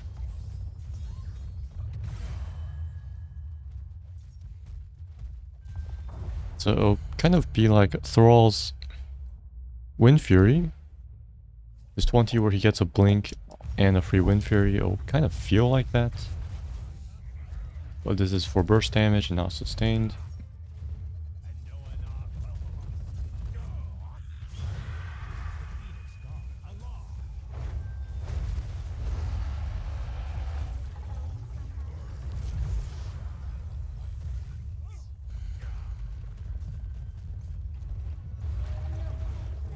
Call this one Darkness Descends. Using Blink increases attack speed by 200% for 1 second.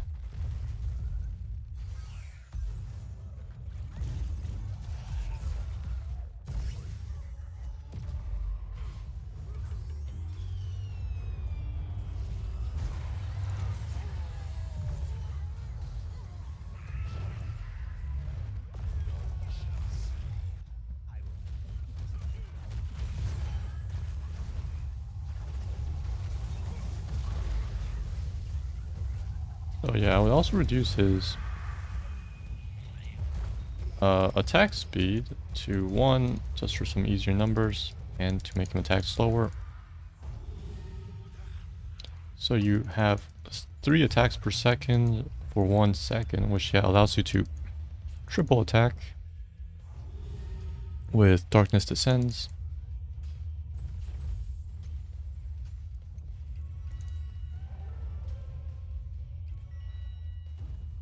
The sun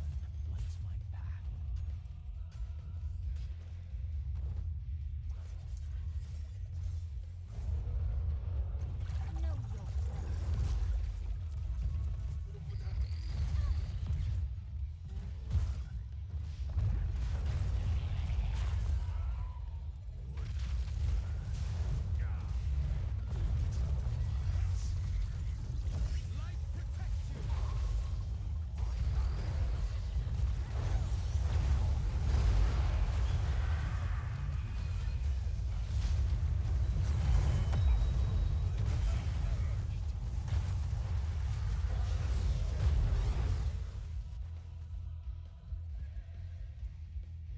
I shall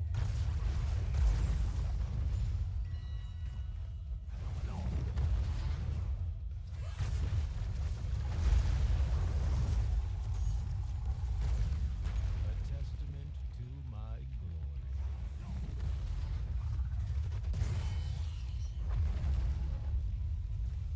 You will not prevail.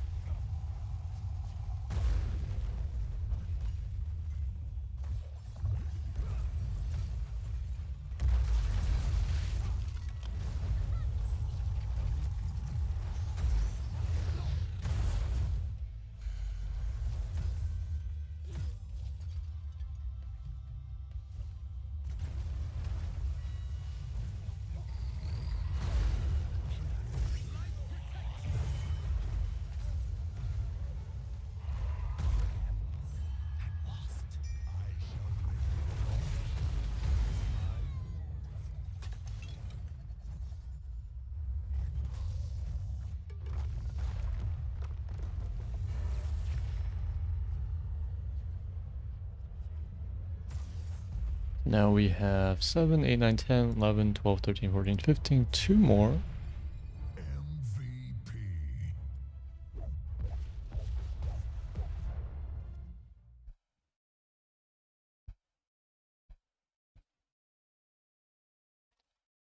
And here we have attack speed reduced to 1.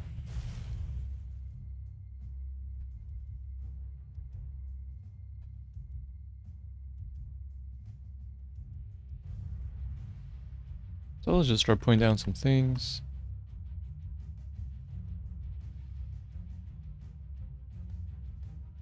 Yeah, void detonation is at 20.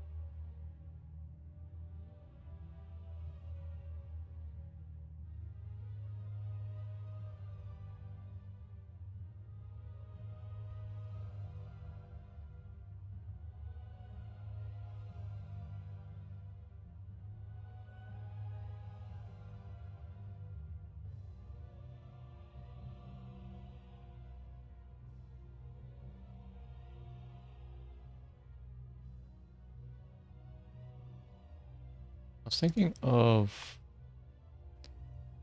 permanent invisibility actually has a 20. So invisible is...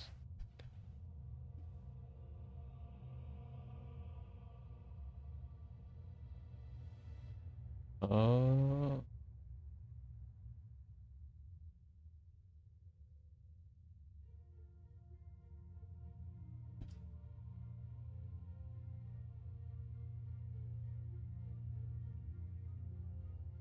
no, I was thinking of unrevealable, yeah.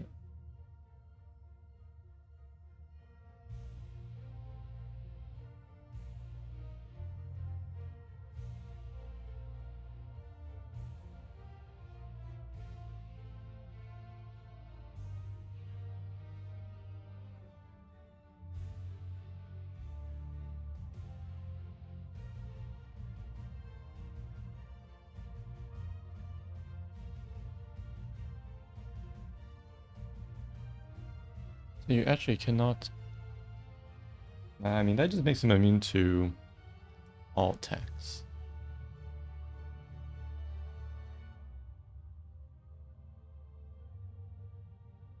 Well, teleporting makes him unrevealable.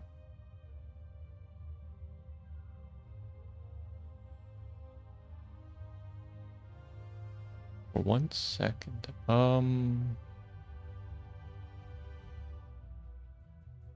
Breaking out of permanent cloak grants unrevealable for 1 second.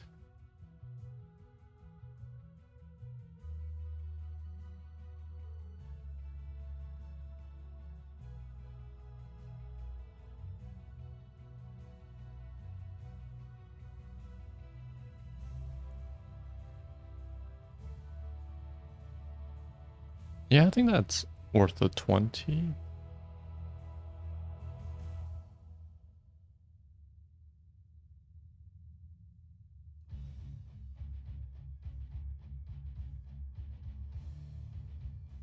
Call the Shadow Hunter.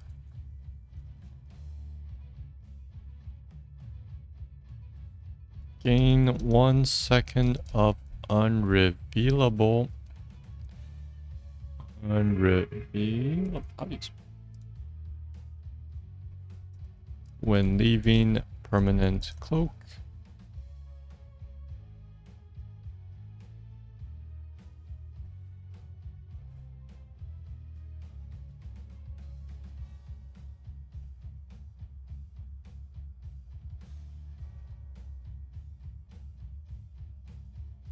So we have those 3 stay at 7 because they give him extra mobility. You can only pick 1, which is Wormhole, Seeker in the Dark, and Warp Skirmisher.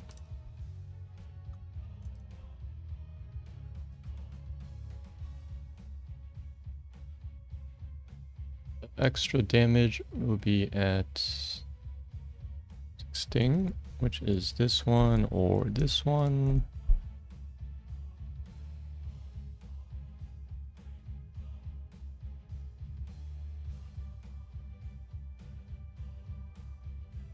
I think probably or this one.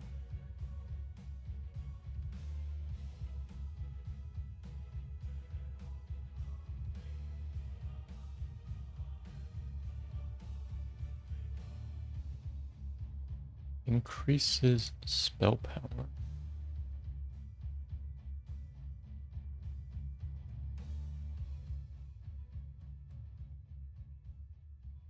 Increases damage dealt.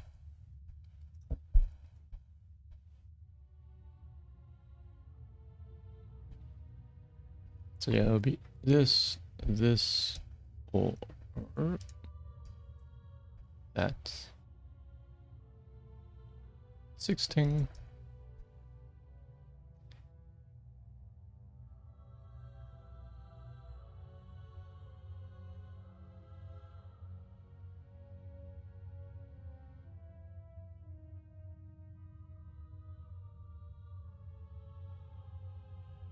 And then we have this one at 13. Along with this one.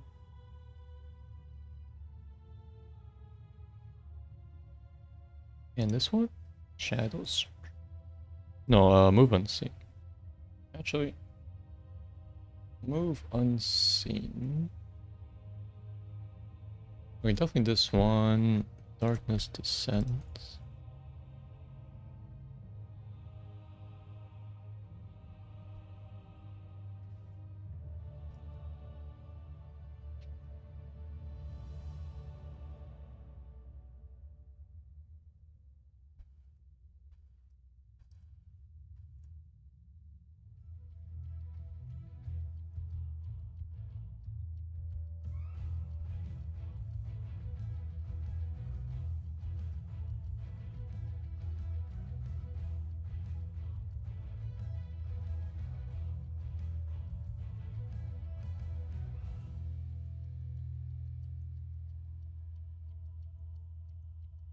We have 1 and 4. That one can definitely stay at 1. So this must be at 4. This one is this one actually be at 1. I need what? 6? 1, 2, 3, 4, 5. I need one more.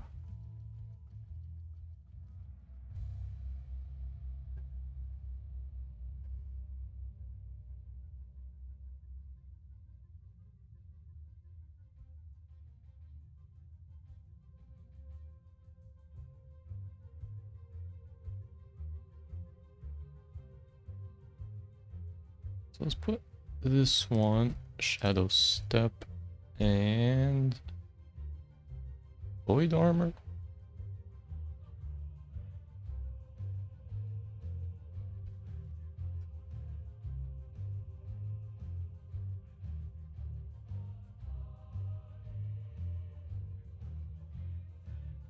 And then we have these two at 4.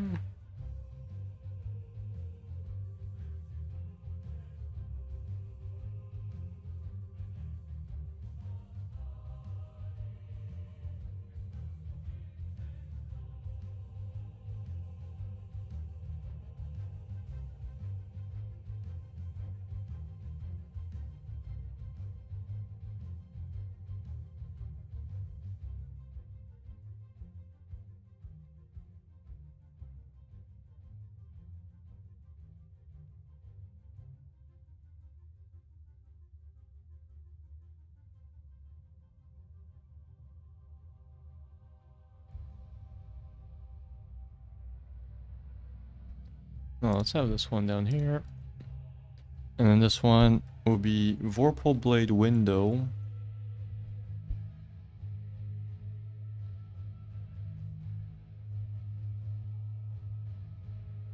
There goes one marked for death.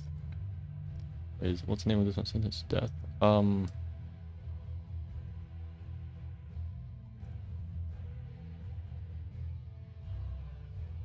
Stalker?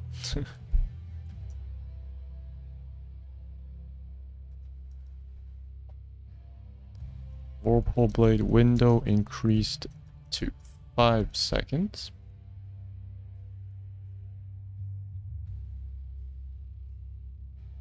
So then you can have permanent cloak kick in, but Vorpal blade is still usable, and then you use Vorpal blade and then this thing Shadow Stride. Vorpal blade fused into trait does not break stealth.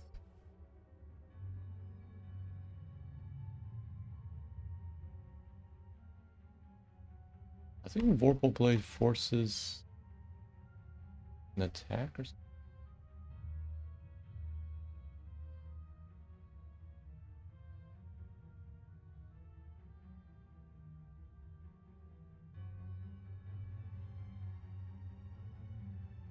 So then you can hit twice as hard, or this is the defensive pick.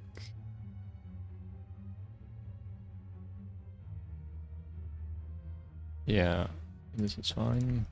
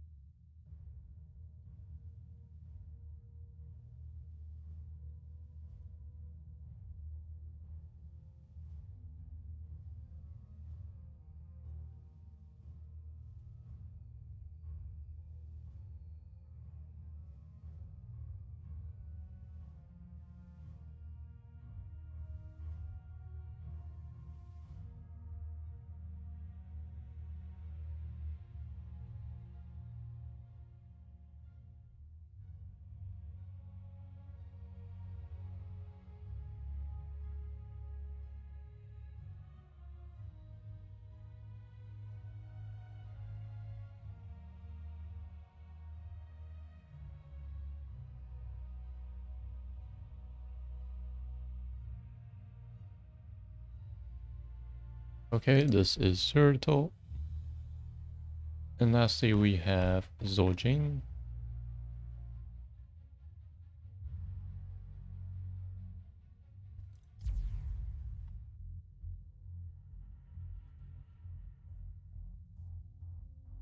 Zul'jin is a troll. I believe he's kind of a notable figure in WoW.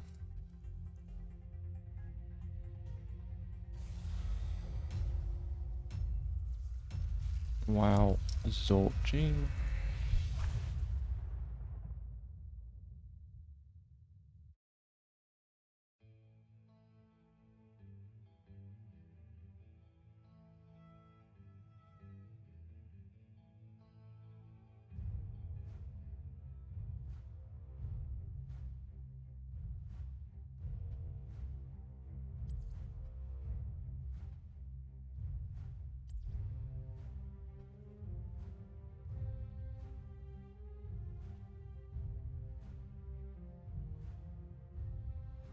So his tier, I'll put him at high. He has good damage.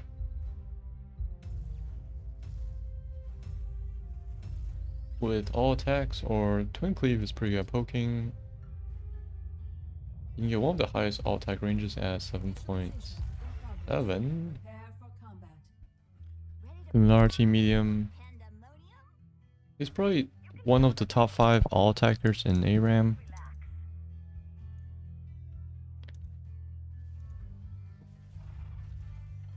So I will note that he has a free quest Time remaining. along with his trait and a free 10 ability, seconds.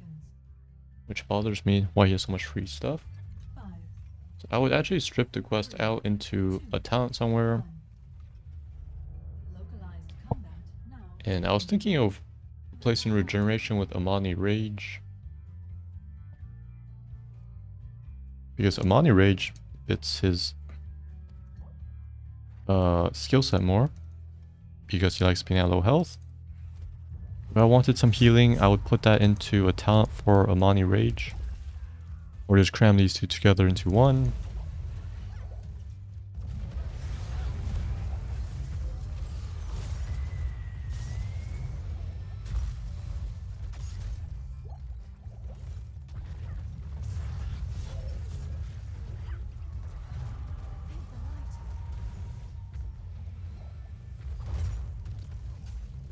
Such as like when Amani Rage finishes, he gets healed for like 10% of his HP or something. And if you want more healing, you know, just spec for the talents.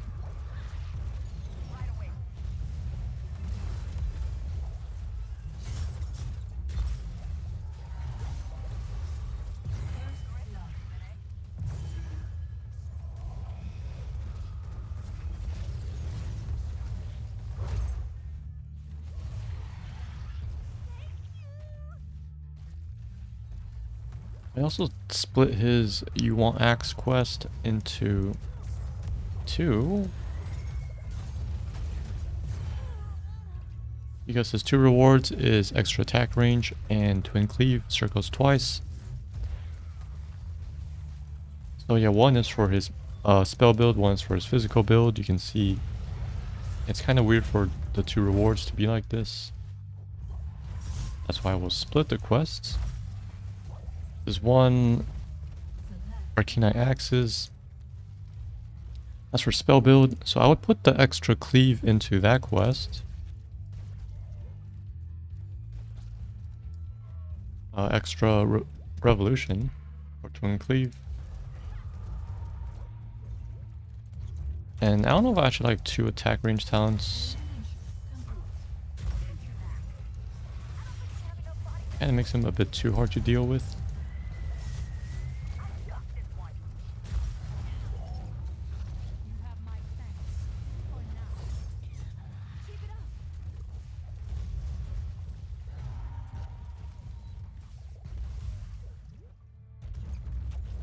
So I make the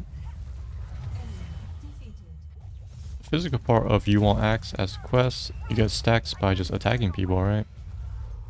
So it makes sense with the reward, which is just bonus attack range. And then for Headhunter, I would probably change that to be from bonus attack range to maybe just generic all damage, so it works well in a hybrid build.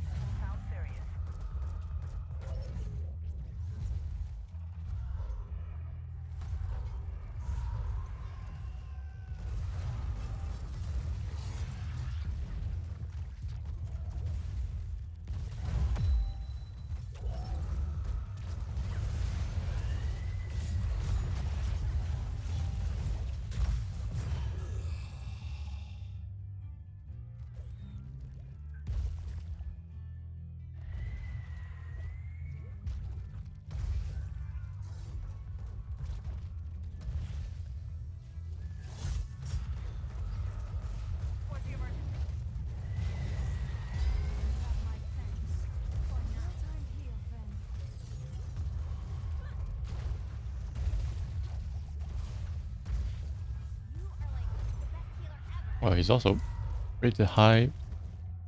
For his tier is because of regeneration. He has his own self-sustain, which is pretty rare for a carry.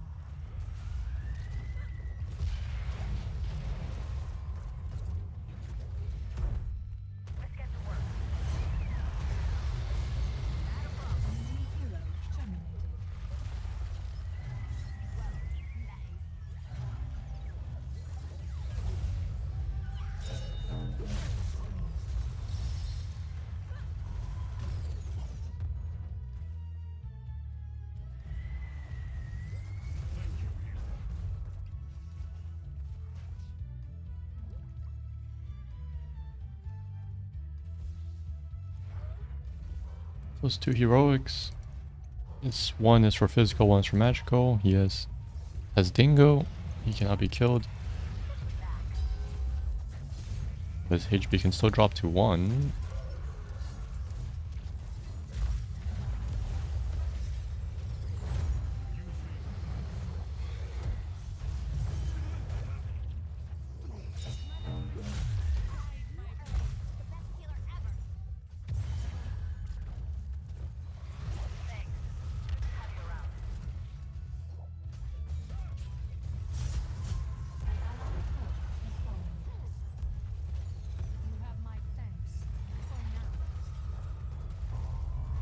And Guillotine, which deals bonus damage based on its missing health. So that one's good with Amani Rage. You just instantly drop to below half health.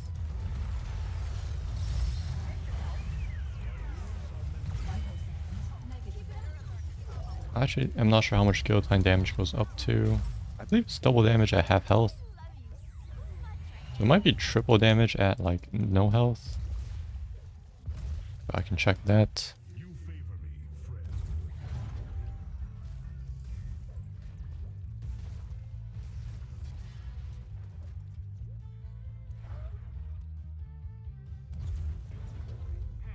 Sounds serious.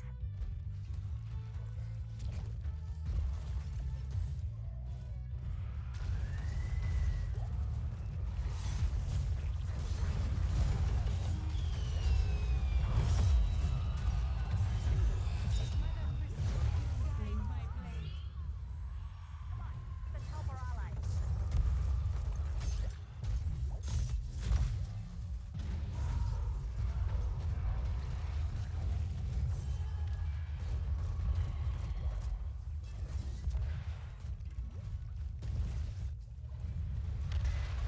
All right, let's get back into the field. No time to waste.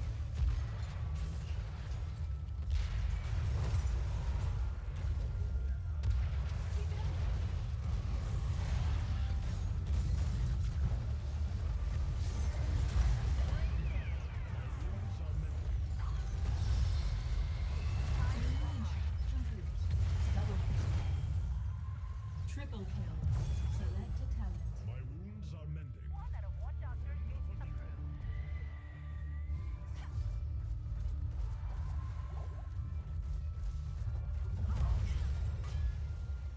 Just relax.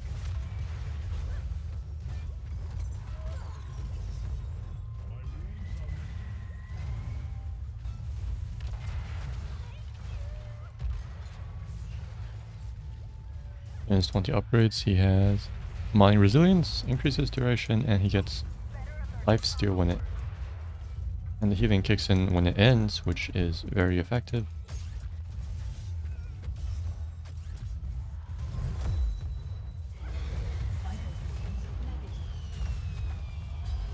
Almost there. Now. Come on. We've got life to save.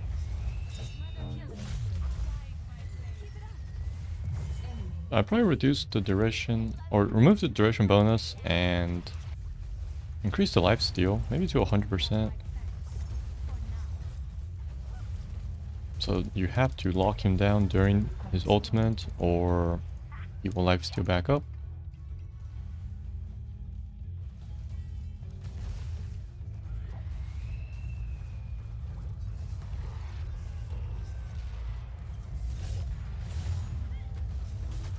Not a problem. Here you go, soldier. Delivering Sam.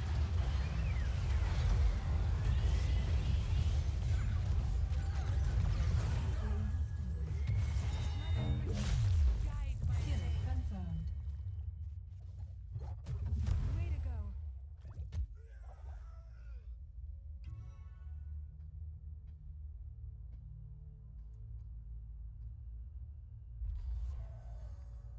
Let me just check Guillotine damage. It is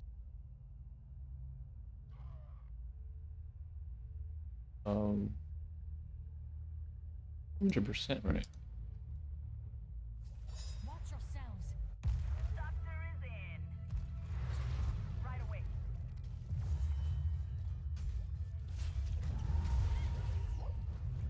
Keep it up. It would be 100 square is 10,000 divided by 50 is, yeah, 200. Oops. Triple kill. Still a few tricks up my sleeves.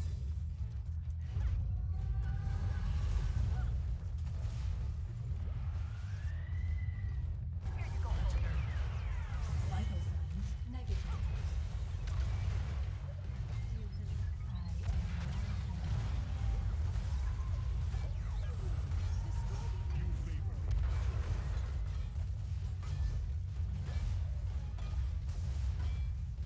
Enemy gate annihilated. Well done. I've got this one.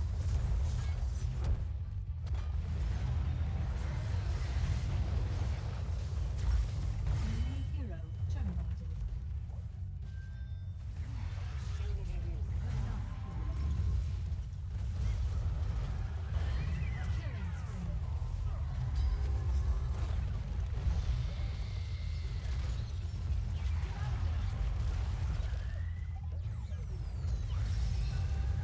Keep it up. Kill confirmed. Double kill.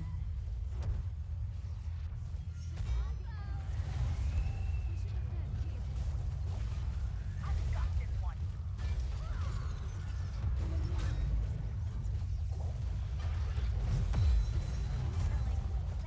ever.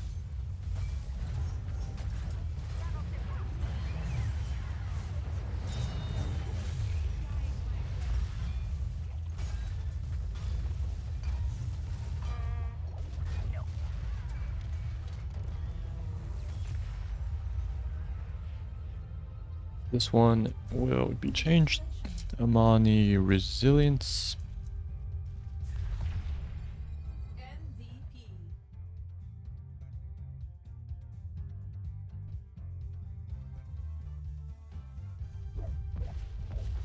So we remove duration, Epic. bonus, increase life steal to 100%. And Buzzsaw is fine. Heal some splash damage, instantly heals him to full if he kills at least one hero.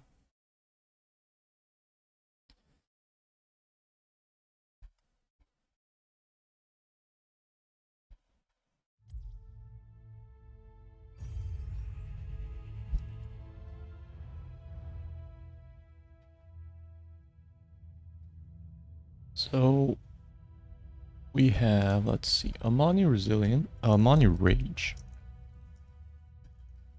Replaces his E.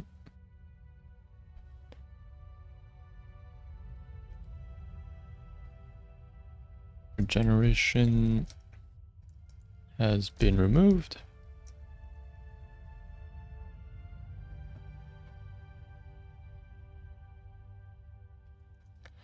And then we have Berserker. Quest has been removed. And then his abilities are Grievous Throw, Wind Cleave, Amani Rage now as his E, and Berserker.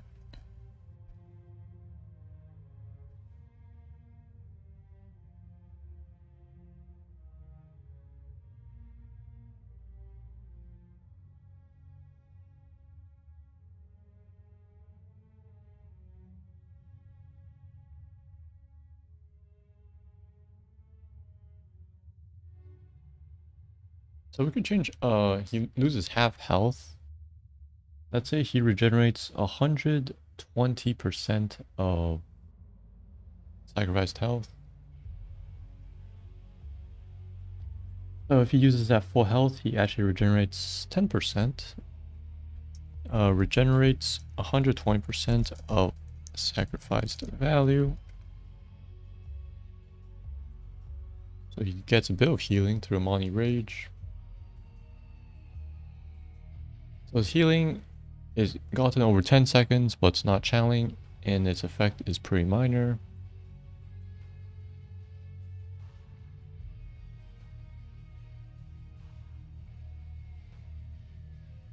Cooldown, we could say 20-second cooldown.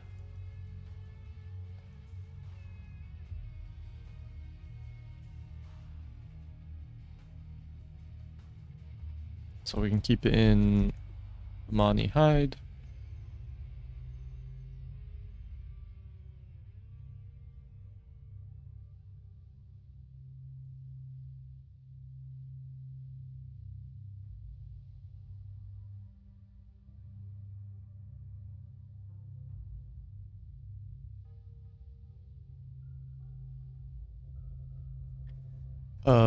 Voodoo Shuffle is also a very insane talent. I don't know why he gets access to this. With a 10-second cooldown, this will be tied to using Amani Rage. Removes roots and slows.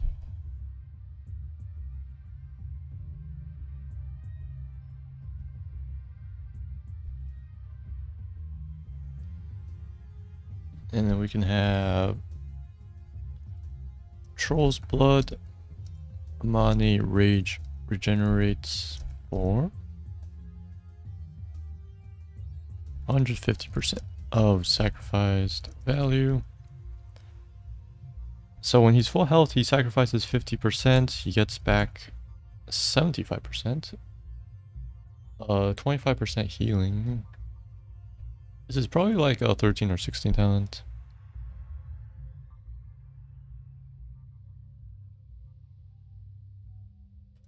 Oh, and Amani Hide, remove cooldown bonus.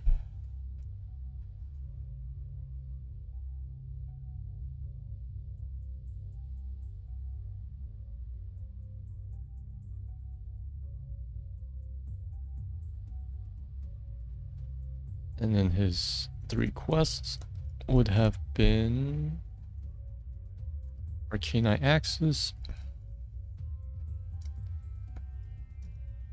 quest added to hit 100 times, to hit 100, that a lot, 100 times, let's say 50 times. Reward is Twin Cleave revolves twice.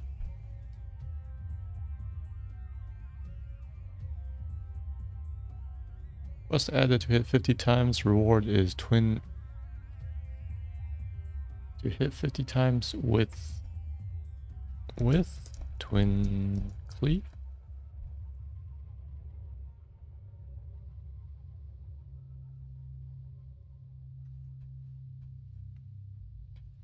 Quest added to hit 50 times. Reward is Twin Cleave revolves twice.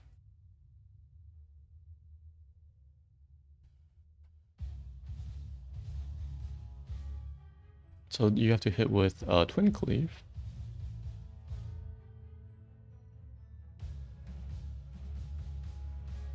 And then we have Lacerate, which is good. And wrong place, wrong time. Remove quest stacks, since that's not a thing anymore.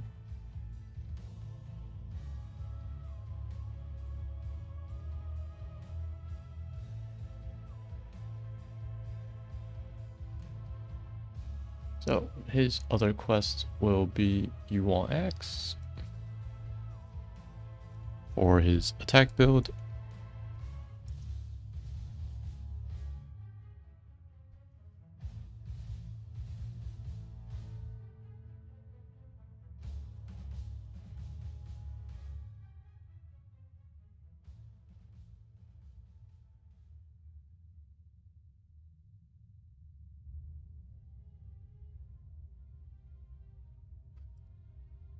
Reward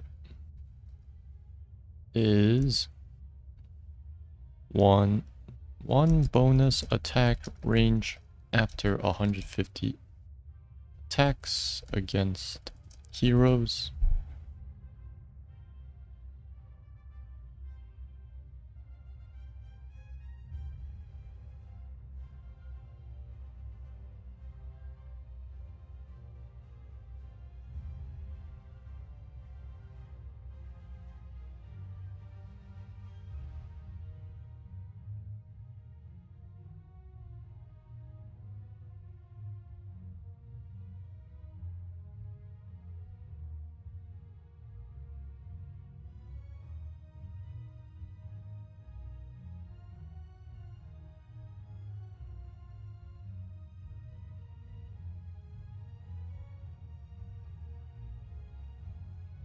It's kind of a huge nerf, I think. Because I was going to buff a surprise for you by a lot. I feel like this is actually really trash. Range is 5.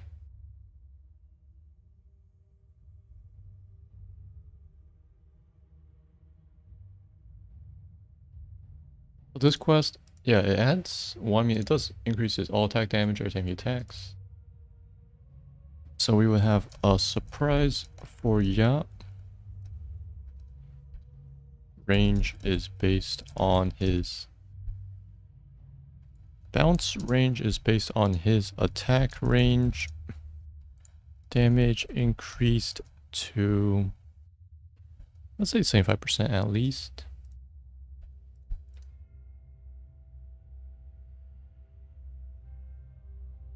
So we have up to 6.5 range for his bounce. Damage increased to 75%. I might even do 100%. But we can leave it at 75 for now. And then his other quest is Headhunter. His last quest, which is for his hybrid build. The reward changed to further takedowns increase all damage by 1%. So he needs to first take down the entire enemy team and he gets 10% damage bonus. And then after that, every takedown increases his damage by 1%.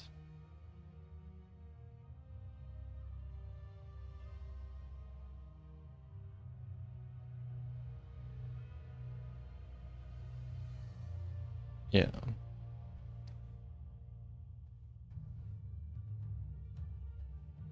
Or maybe it's 2% too good. Because you need to take down the entire enemy team first. Let's say, yeah, 2%.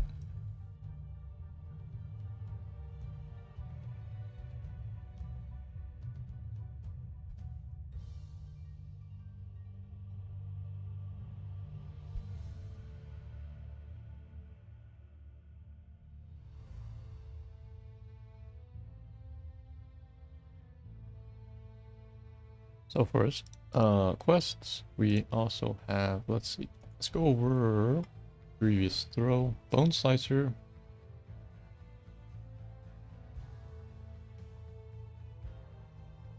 Gives you 6-second window to do a lot of damage actually.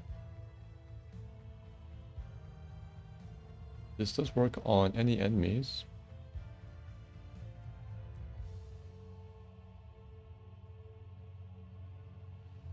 I've never really seen anyone go Grievous Throw build. It sounds really strong though.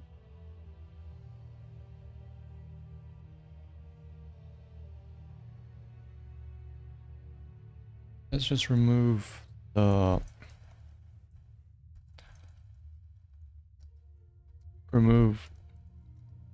mana per hero hit. Vicious Assault makes it better. I'll just leave it as is. No mercy.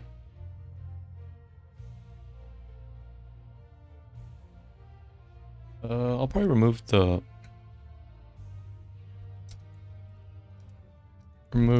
bonus percentage based damage.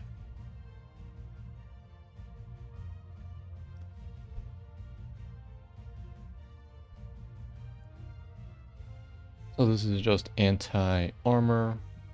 Pretty niche talent pick. But it's there if he needs it.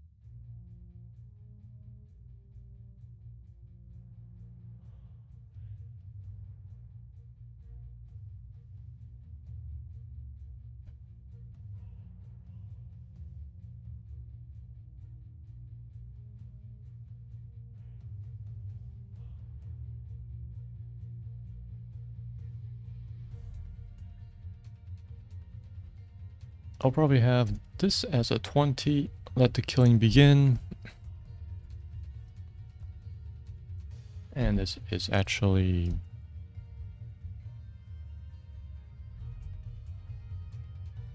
has a new effect. Is basic attacks increase attack speed by 5% for, let's say, 10 seconds. Stacks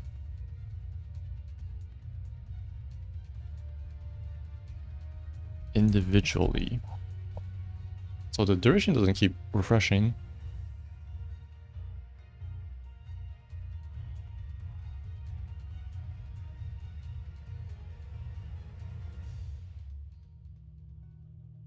I mean, he could easily hit at least 2.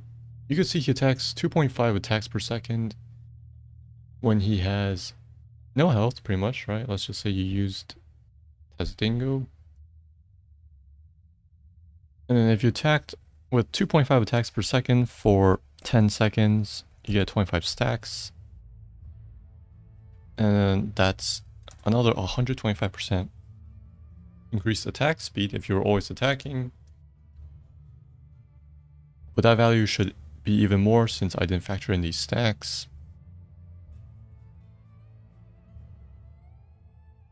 So yeah, works against any enemies. His DPS just keeps increasing over time. You know, pretty much cap at 10 seconds because that's when he starts losing his first stacks. So this makes him insane for anything that needs massive DPS, as long as he's protected.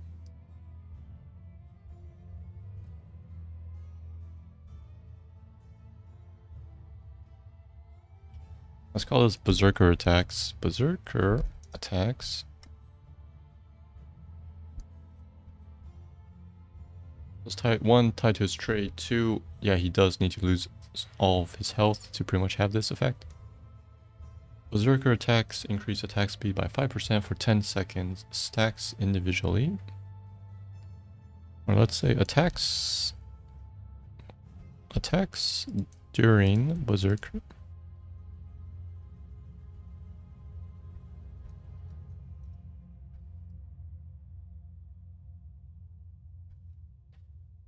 That's for some extra attack speed.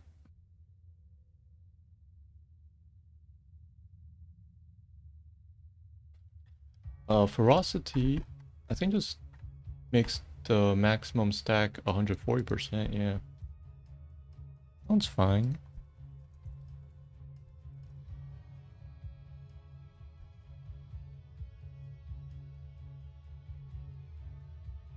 I don't need this one anymore. I have a better attack speed talent that ramps up. We have this one also, and recklessness. It's okay, I guess. I might change it later though. Recklessness. At the very least, we will remove the remove quest stacks.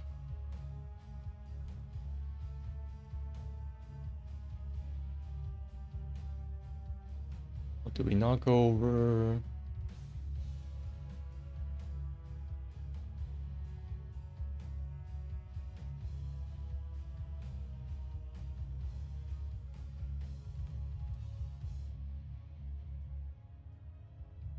Or actually, I could make the movement speed bonus tied to Headhunter.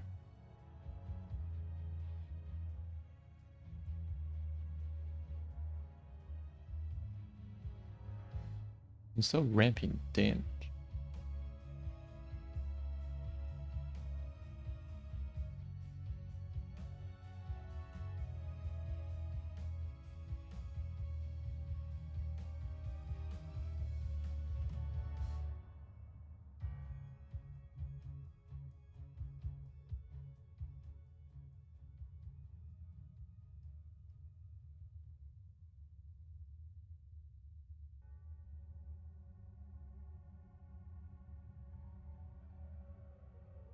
Yeah, let's try that. Quest changed to 2% MS each. Reward is an extra 5% MS. Plus 2% MS per takedown.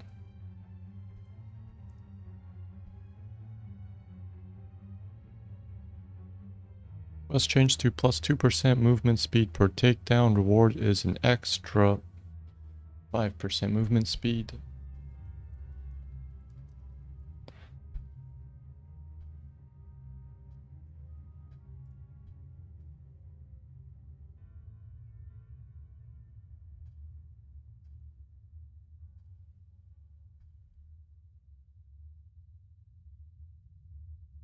So you can get passive 15% movement speed. So we don't really need Eyes of Zul'jin anymore.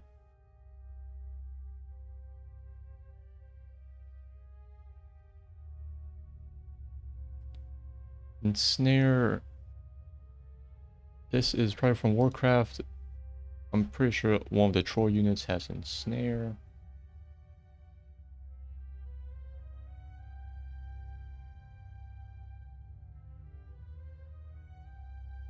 We can maybe tie this into Grievous Throw.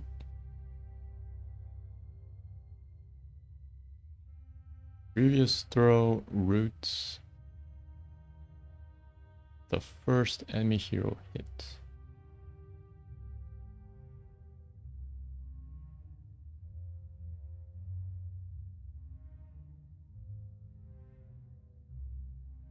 So yeah, we put Ensnare here. We have Grievous Throw roots the first enemy hero hit for 1 second.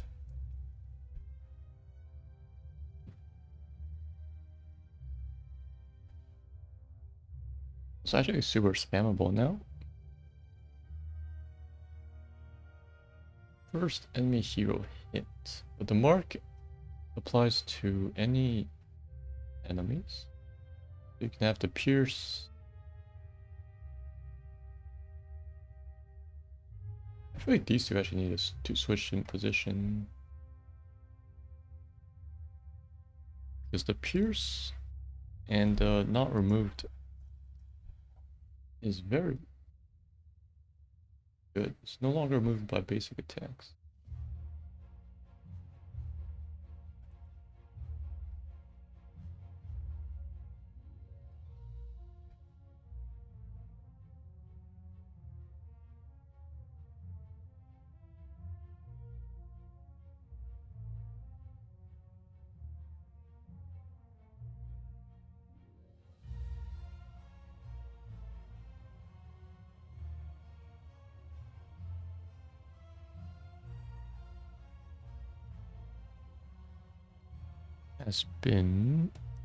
Has been moved into a talent.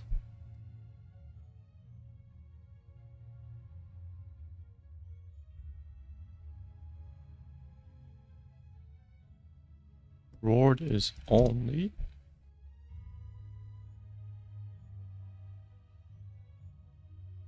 so we have what 1 2 3 4 5 6 9 12 13 14 15 16. We have one more. I think I went over everything.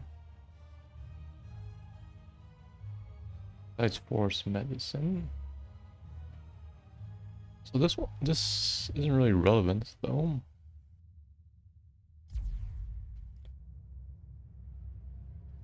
So let's just put down stuff. Yeah, this one is definitely 20.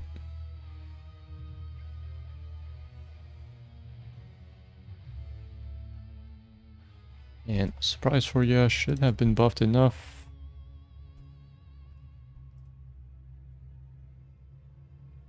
The 3 quests are Arcane Axe.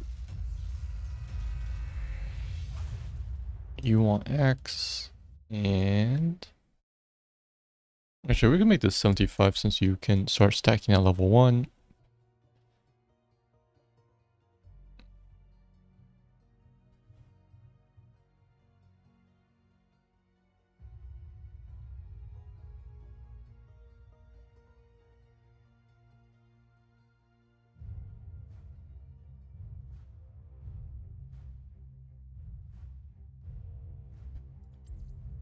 I mean, it's not quest added. Let's say added reward.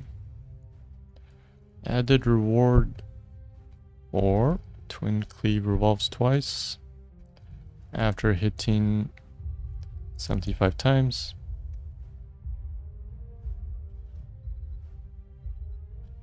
With ability. Added reward for twin cleave revolves twice after hitting 75 times with ability. With this. Commence combat preparations. Are you prepared to do what must be done? Let us march forth.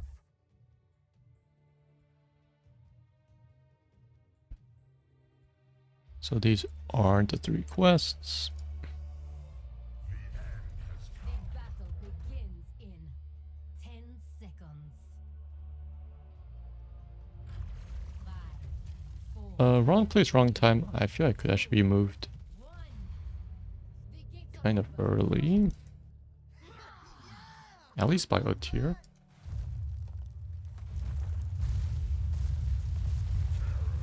So what is worth 16?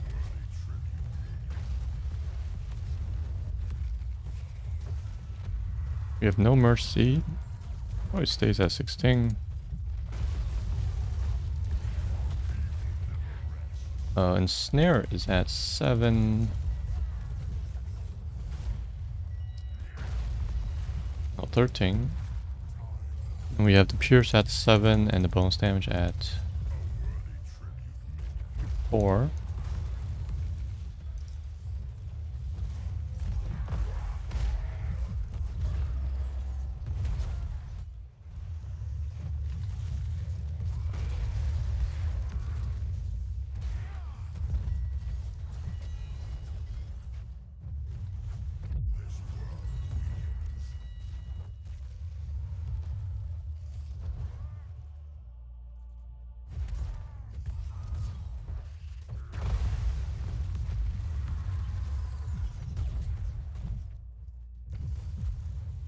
Wrong place, wrong time. We could keep it at 16. I might buff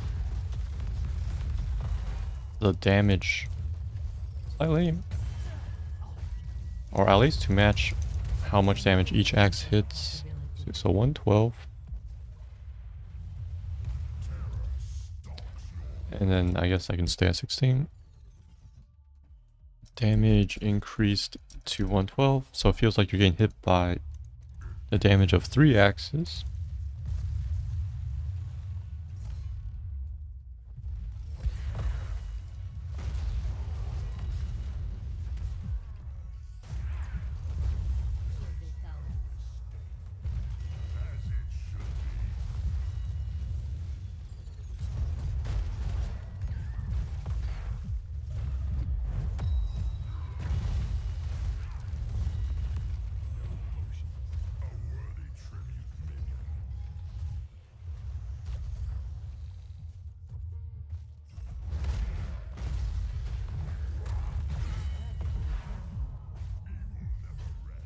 The end draws close.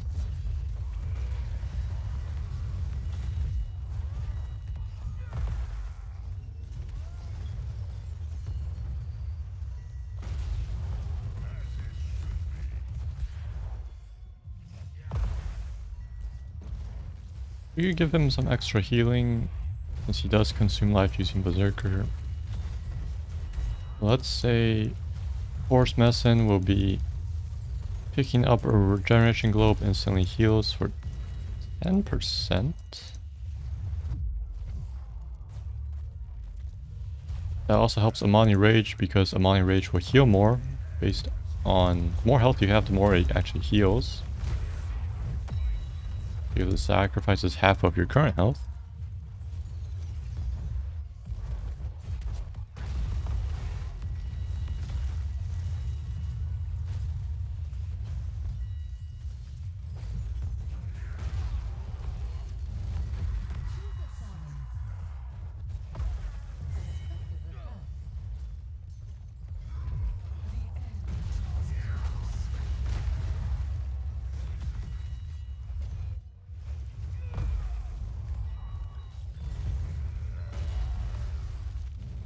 And I think that would be enough talents.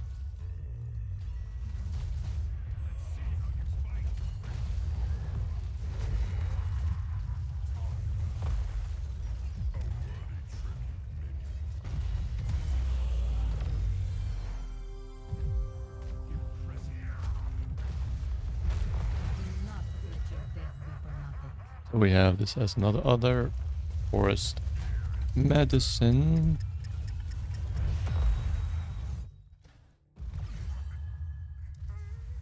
Picking up regeneration globe restores 10% of max HP.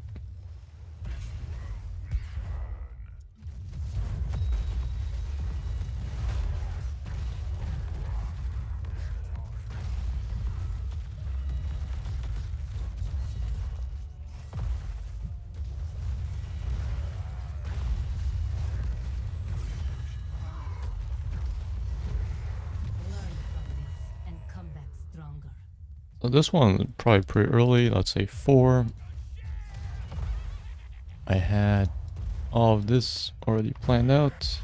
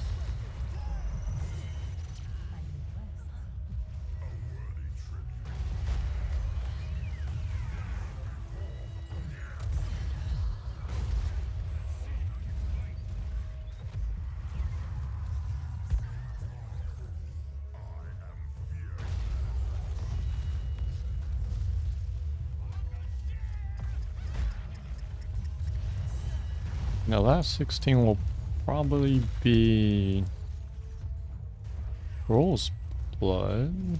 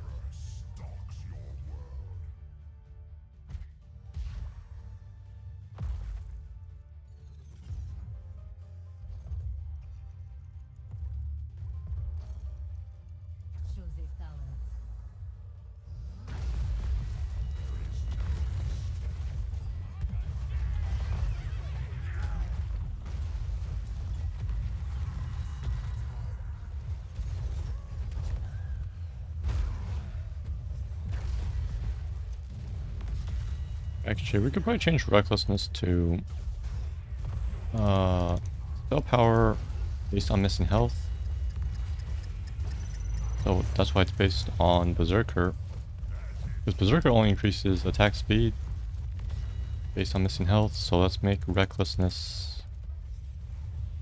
increase spell power by up to maybe is it 20%? 20 or 25%.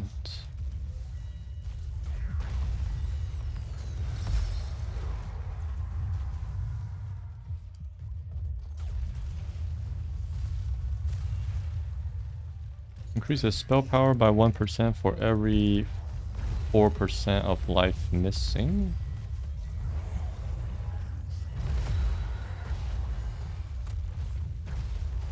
So yeah, that goes up to 25% at no health. Also, slightly stronger effect for recklessness. This makes it only also for spells.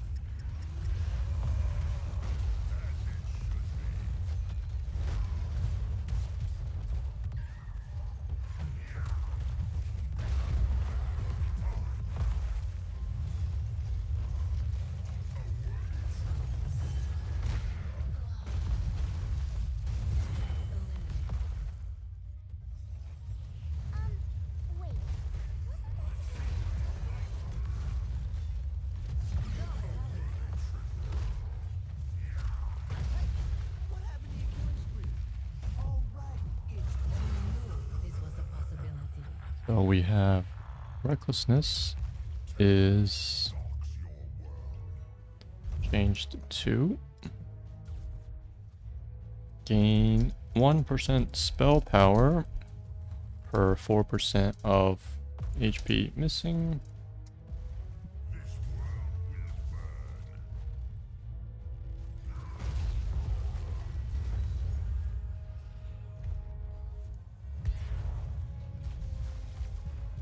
This one could be at like 13.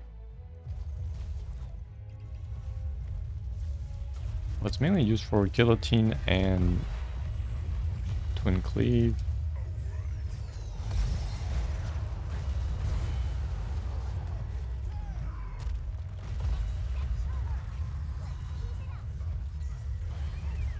So at 4 we would have Vicious Assault,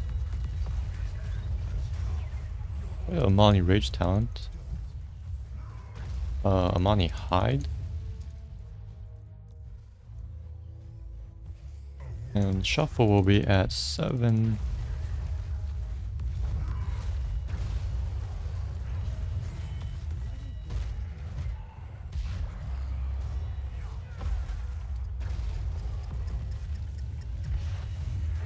Double kill.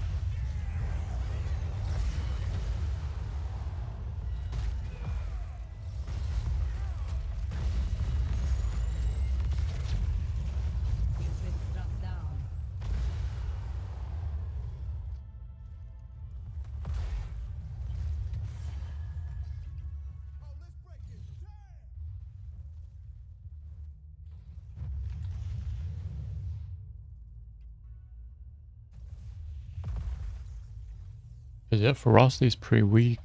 Now we'll also have Amani Hide, stays at 4. So we have 7 and 13. This one was at 7. Got pushed back a bit. Last rate stays at 13. Our core is under attack. Oh, I needed the previous throw talents at 4 and 7. Learn from this and come back stronger. Let's push. The core. Stop them. Let's push ferocity to 7. We will have vicious assault. And then bone slicer.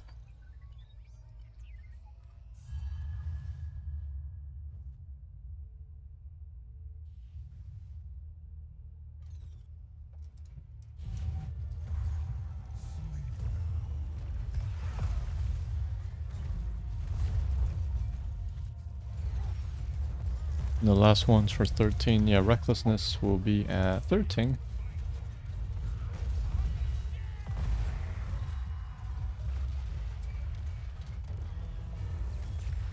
So you could take extra damage, extra spell power, or slow for Twin Cleave. This is a bit of a competing choice there.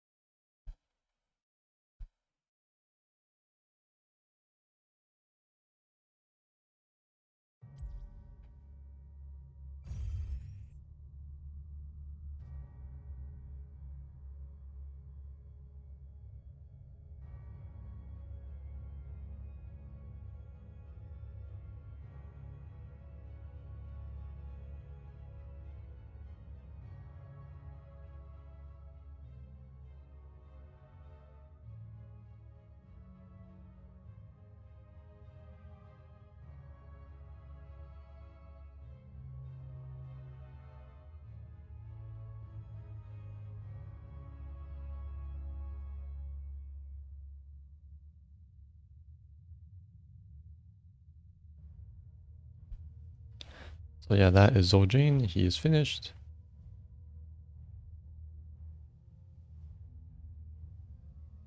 So this is all 90 heroes. And then I wanted to go back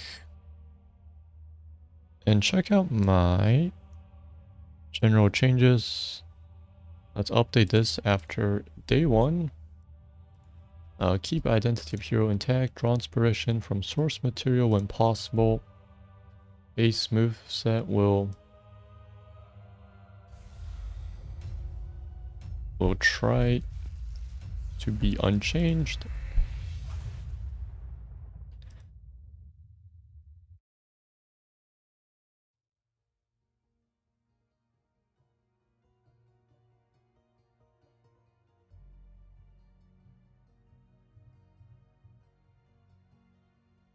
Base, let's say abilities.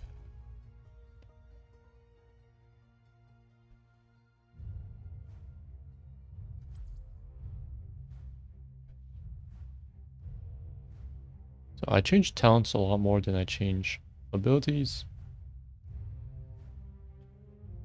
I've only remade a few heroes that are, I think, don't have an identity really. These are gameplay mechanics that would change. Percentage damage to be affected by armor. Knockback will not interrupt challenge abilities or cast time. Block to be... Commence combat preparations. An ally of inferior this one potency. is actually, let's say it's down here.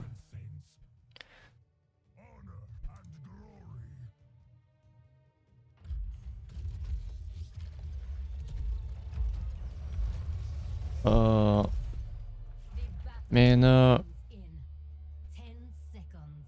does not increase when leveling. 4, 3, 2. Stays at 500. Commence combat operations.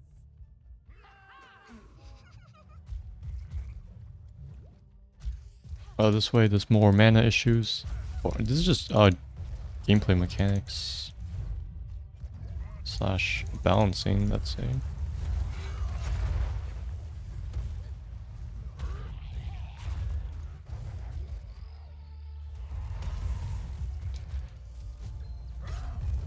Because yeah, the game's pretty spammable. I've never really walked into a team fight with no mana. This mana is not really an issue. I mean, you use mana a lot more in ARAM because you're just constantly brawling the entire game. But in a standard game, that's not an issue. I would like to make it an issue. So mana is more of a resource you have to manage.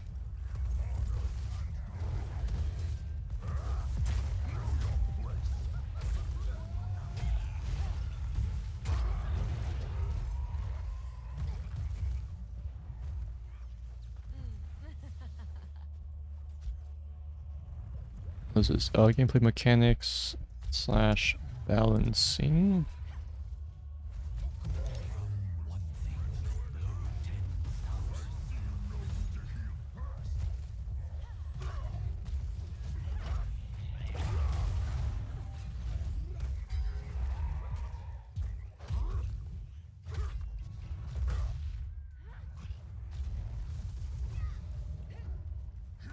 And then I will actually have some ARAM specific things. Mainly, or two things for ARAM. One is team compositions. I like it to be more structured. Oh, I also don't know why some heroes are banned. The banned heroes are, let's see, Lyric and Sergeant Hammer. I think unbanning them is fine. I don't see anything too strong with them. And there's some heroics that are banned, which is Chromie's Sand Vortex thingy and Ragnaros' ulti. I'll actually also unban those two because I don't think Ragnaros' ultimate is that wide. I believe you could just sidestep it as long as you're not inside the lane. I could be wrong though. But for Chromie, I mean, Stukov can kind of do it with his Lurking Arm, infinite duration. So Chromie's might just need like an extra mana cost to sustain or something. So it can't be abused as much.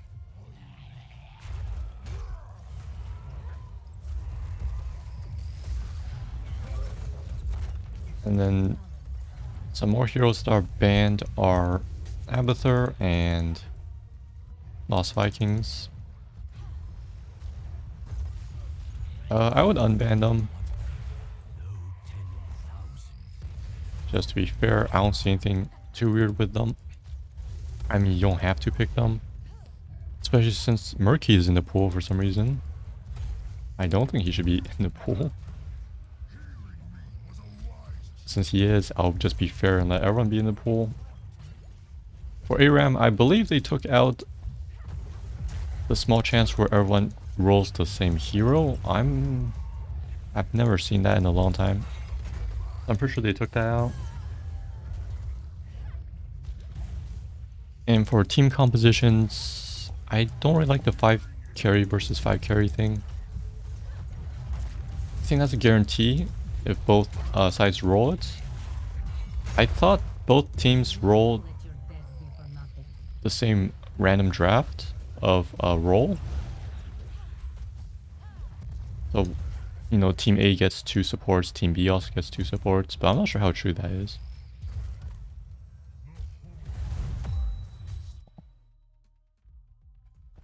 I mean, I've also had games against like 5 supports, and it's really unfun. So I would, yeah, definitely have a more structured team composition for ARAM. It'll probably be like everyone can pick one ranged assassin, 2 people gets a support, 2 people gets a tank, 1 guy gets like bruiser or melee carry, something like that. I'll show you more in detail once I'm finished with this.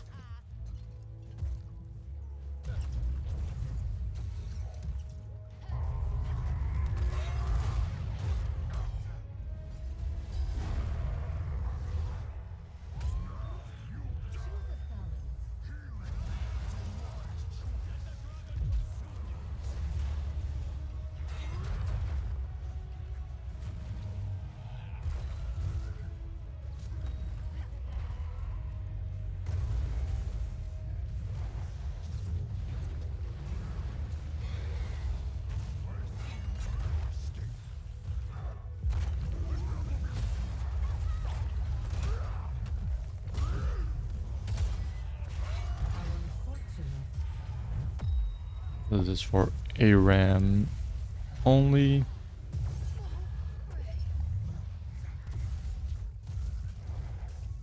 Where is my bullet points?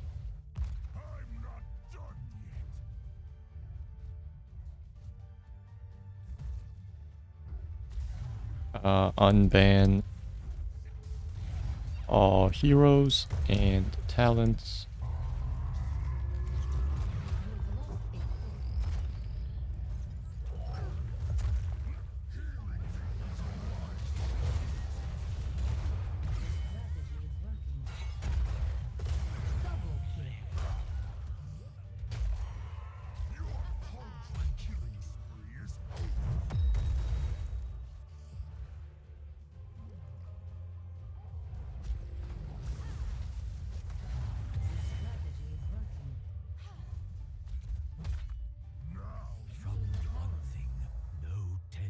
I will talk about team composition.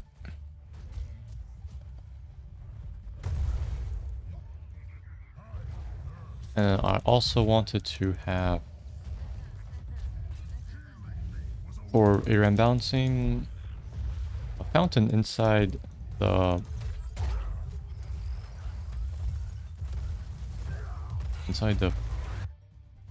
rest area. I don't remember the names of this. Is it called a well? I think it's a well.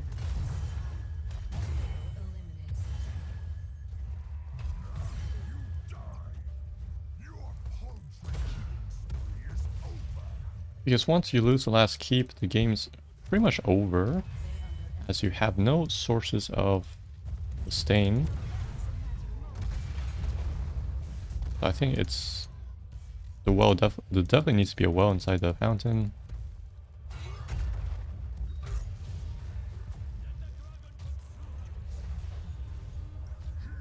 And I also wanted to add some shields to the core. I don't like the ratting or backdooring that happens, because the core is a lot weaker than the keep. It has half the damage and no armor reduction. So in the normal game, I believe the shields is 50%. But I would pick 25% here.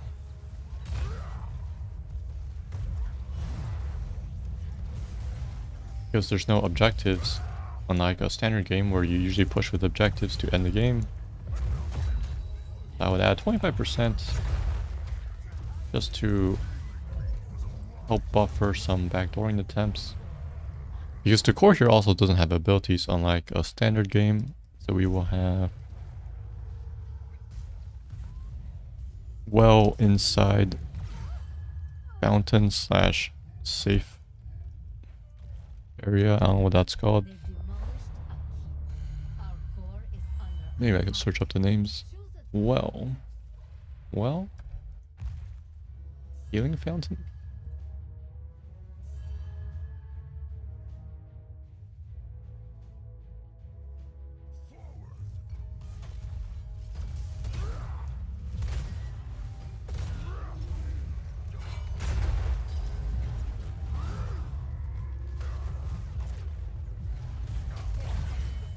Stop them.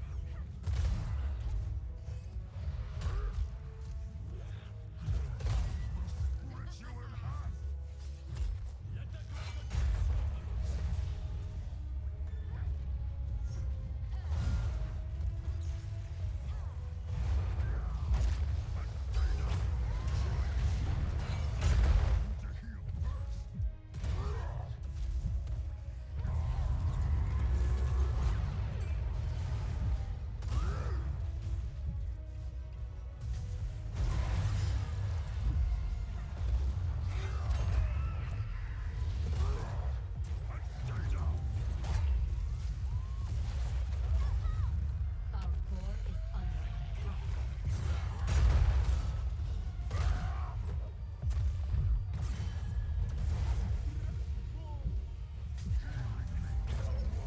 You've been struck down.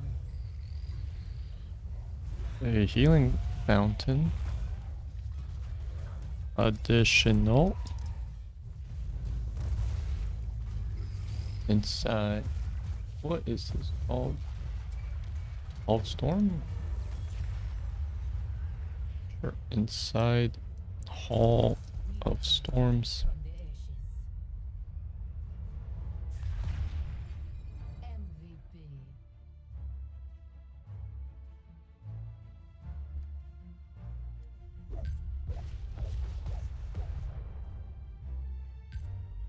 And because of that, I will also add back Hearthstone, which is actually banned in ARAM for some reason.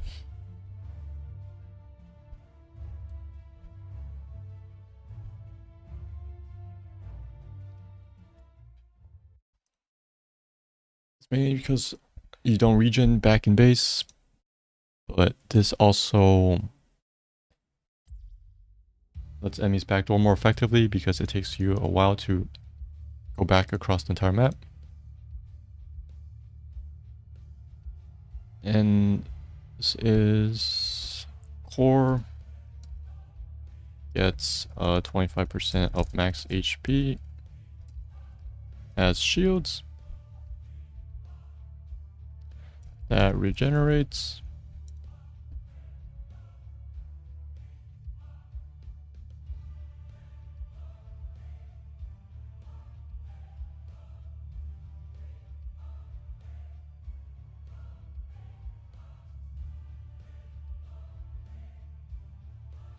Team composition. I need to actually look at what all the roles are.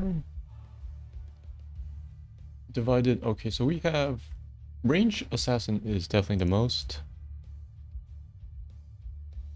Let's maybe put table down like this.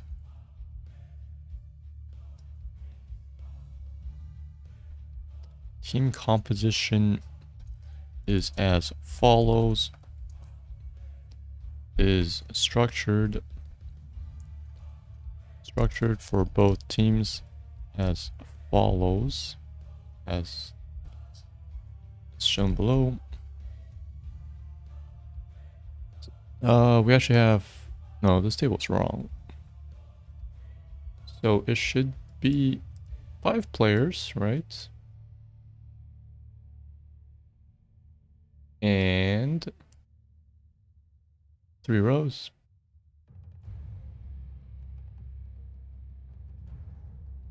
Let's just say this is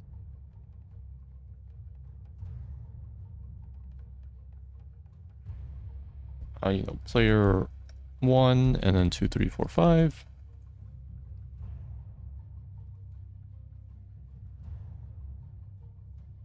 We have maybe everyone gets a ranged assassin. Well, the least is support, right? Yeah. Healers definitely needed.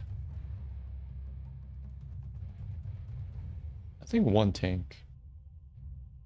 Unban all heroes and talents. I guess Cho'Gall still banned? Question mark.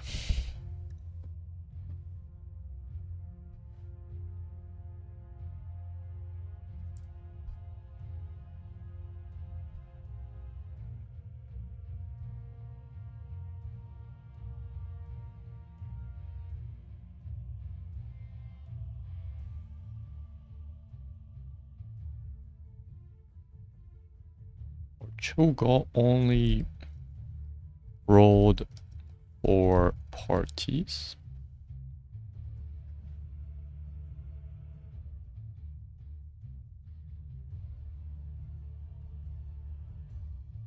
So we would have support is the smallest. Melee assassins, most of them suck in ARAM, honestly. Like, let's say these two, this one, this one, this one. That's 5. They're just straight out trash. The other 5 are okay.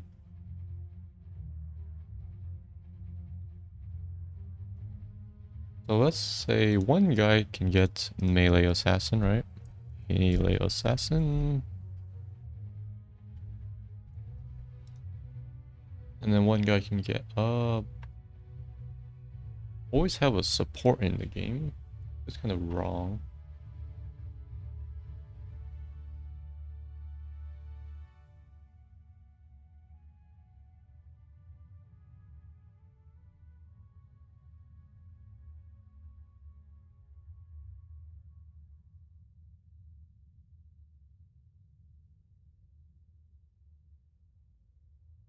Let's say melee assassin slash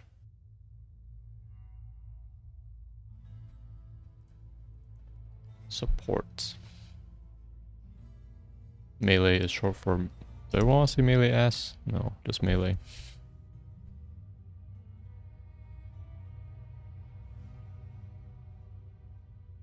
And then 2 healers. Healer, healer.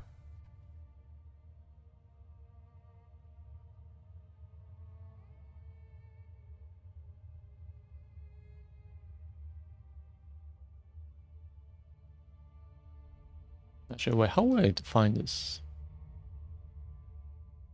You're forced to be a healer?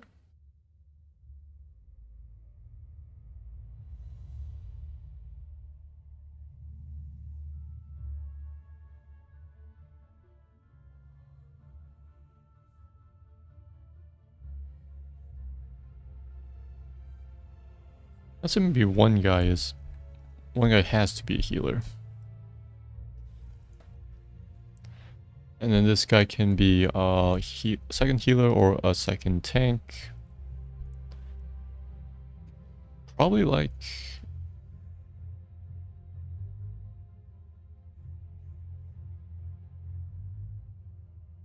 healer... tank.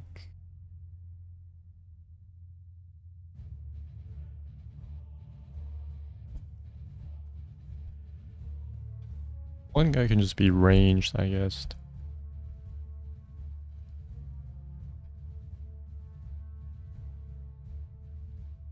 And then we should definitely have another possible all ranged if we wanted.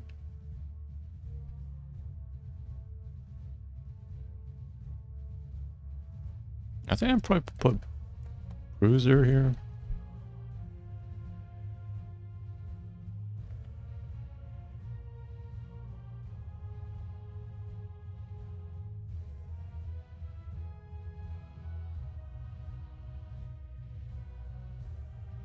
The melee pool is 10, right? 10, 14 heroes there.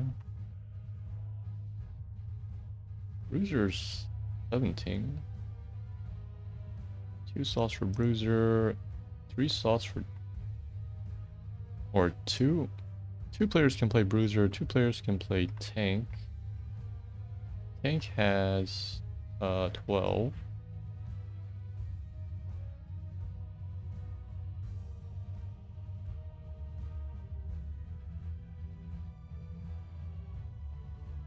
And then Healer has 16. And out of all the healers, I mean, some are just inferior, like Uther or Lily. That's why this guy has so many choices for healers.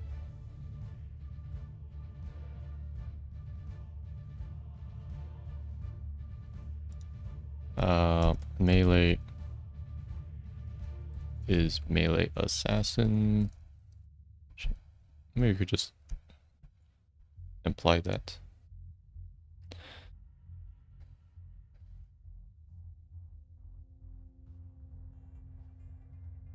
And then the most is actually 5 range heroes because there's 30 in the pool. And Cho'Gall is actually tank and ranged, right? So tank and ranged. It's possible to get Cho'Gall in the pool, you can see. If one of you guys rolled this one of you guys rolled this one, it's actually a really high chance to get Cho'Gall. But you have to be party together because it requires coordination to play him.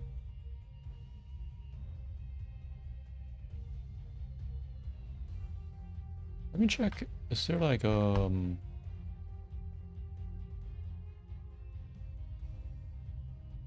Let me check what's specific to ARAM.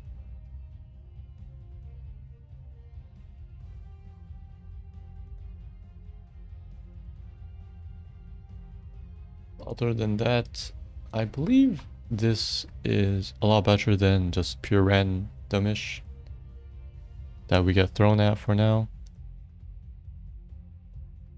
So you pretty much, yes, have a guaranteed healer. You can go double healer, double tank. You can pick, like, see one of each type. So there's still actually very wide variety of things you guys can draft for.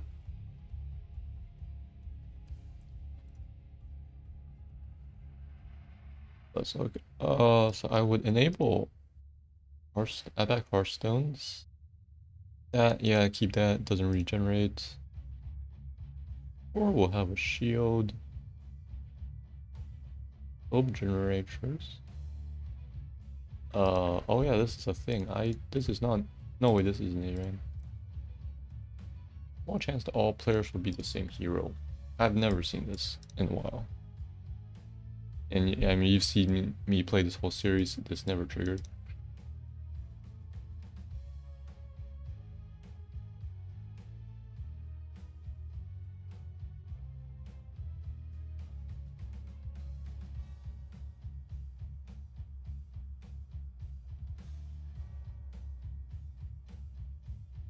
Yeah, there are 4 maps.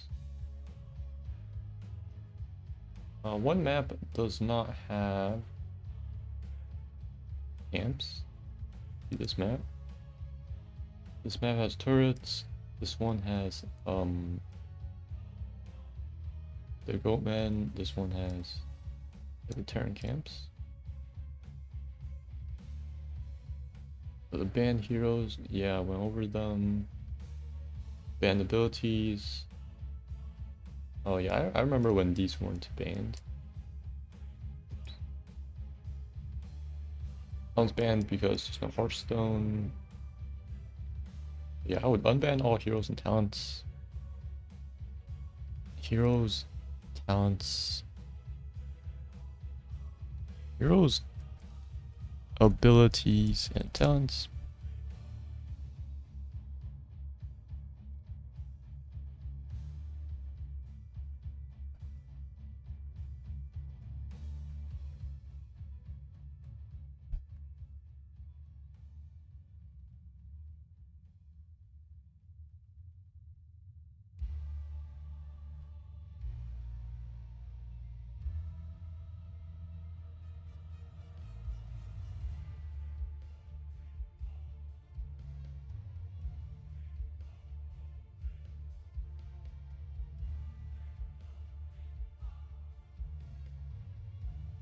Or maybe, wait, it's a second healer. Or second...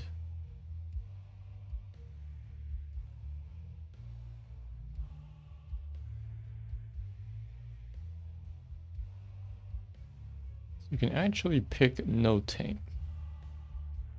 Do I want at least one tank? Tank or bruiser?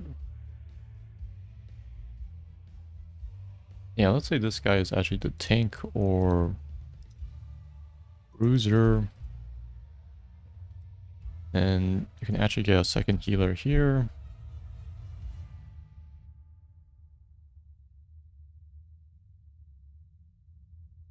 One healer, one range guy, one frontliner, two choices of two tanks or a bruiser. Another range person, two range or a healer.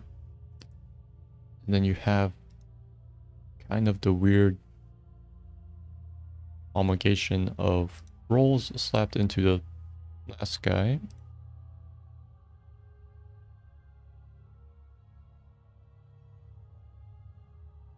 Maybe I should replace this with 3 ranged guys. 3 ranged if you wanted.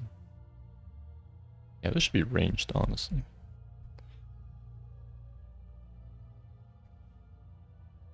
So at least you can go healer, tank, and 3 ranged. You can go double healer. And...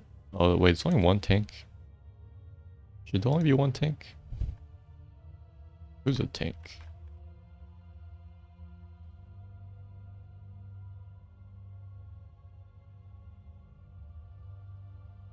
What did I replace? I replaced bruiser. Oh, yeah, let's say it's only 1 tank. Because I think bruisers are more fun. Because they're more of a carry role than tank.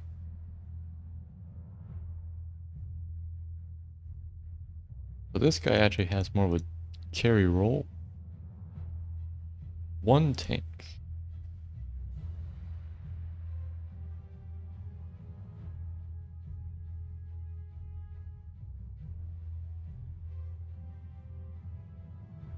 Tank. Bruiser.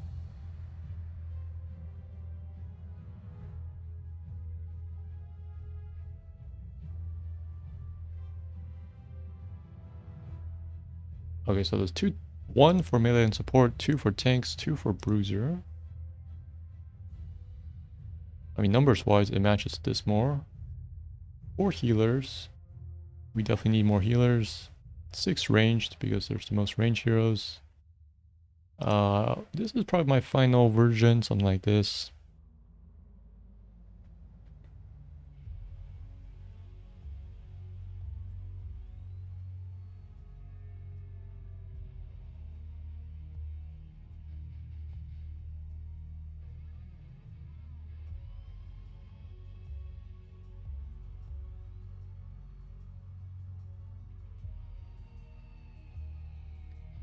And what else do I have? We can look at... I need this space here. Personal preferences for streamlining. Talent choices. Pre-triggered abilities will be defaulted to its talented version. More synergy between abilities and talents when possible. Removal of all generic talents. Removal of free quests that are level based. I think Diablo's in this pool.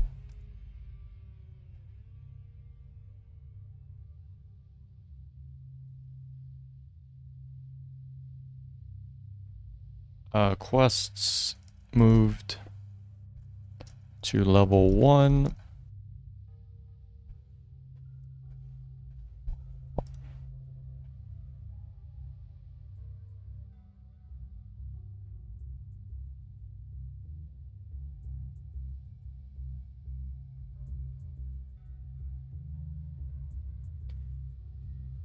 If hero has quests, try to have 3 to pick from.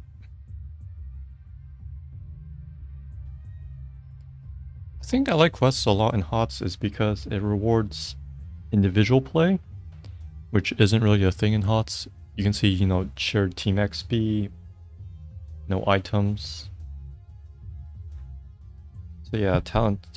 So this, just like what I said, rewards individual play.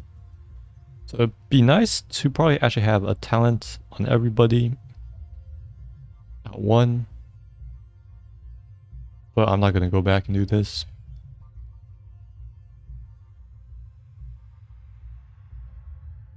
Yeah, I would say nice if everyone had quests.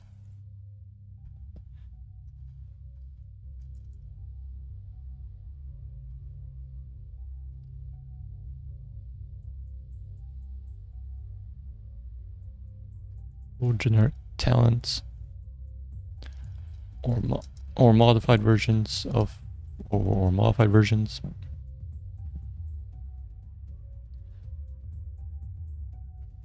Let's see. I also,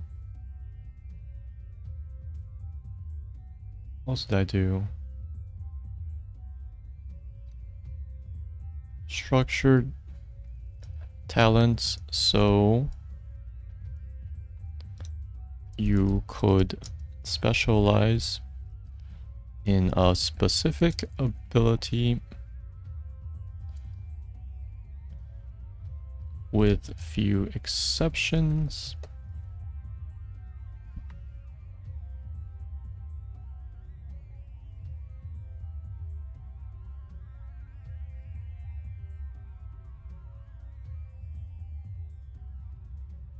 Because you can see sometimes in the talent tree you had to pick from one out of two. A or B, they both affect the same ability. You can only pick one. I usually spread them out.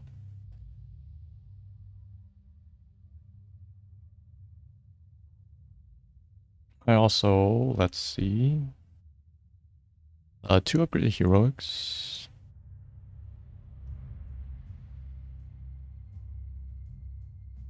So yeah, every hero follows this pattern, I believe.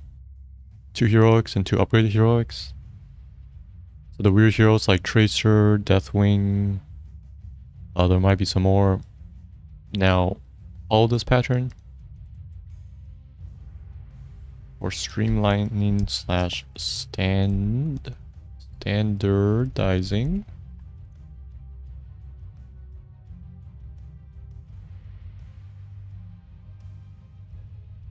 Personal preference. Changes to streamline, standardize. Heroes.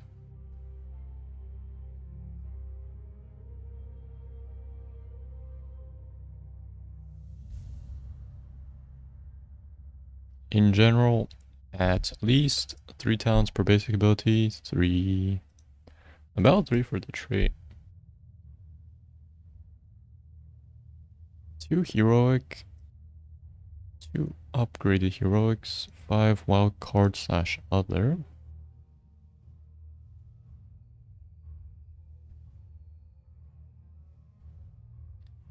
This might be over here-ish.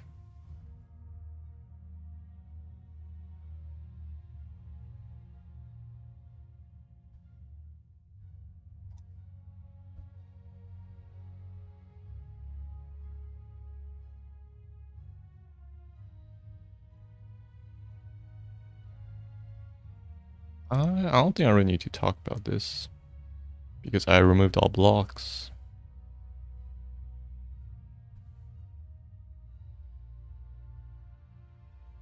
Structured talents, so you could specialize in a specific ability. I think I did at least one more, which I am trying to think of.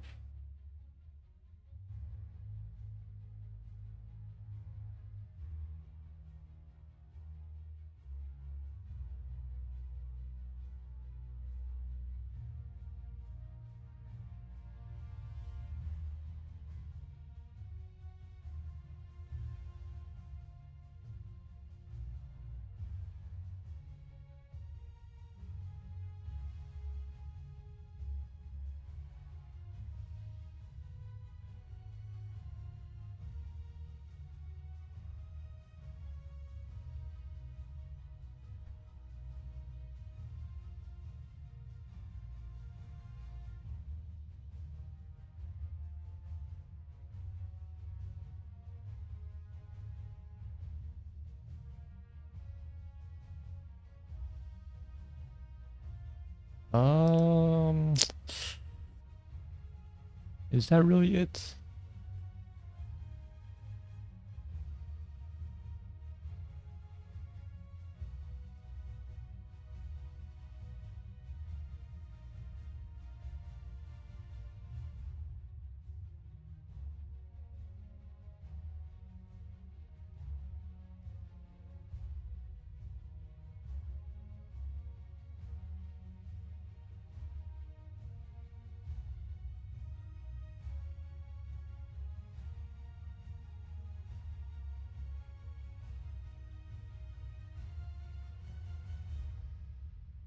Oh yeah, I remember what I wanted to say.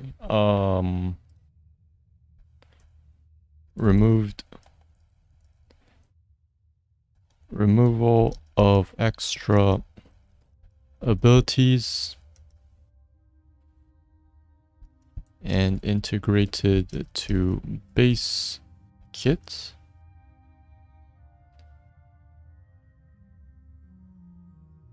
when possible. So like some people have extra ones. I went over Zol and Zul'jin. It's kind of shoved into the trait, or it's shoved into like for Zul'jin it replaces his regeneration, which I just threw away.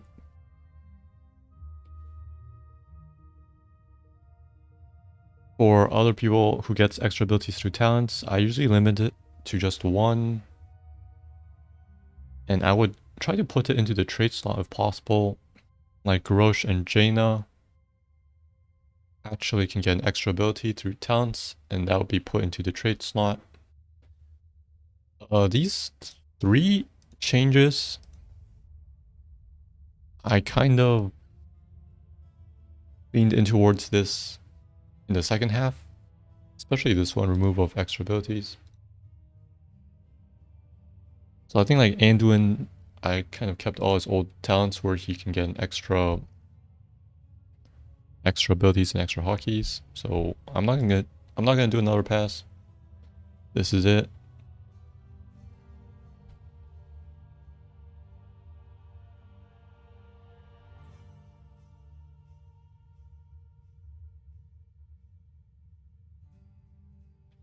I will say for most people, I think I touched up their 20s to be very strong. I think I buffed it for most people. It might be too strong, but again, this is more of a design than me trying to do like a pure balance pass. So I don't need to perfect the numbers. So finally, this is day 30. I went over all 90 heroes in HOTS. But I will have a surprise next time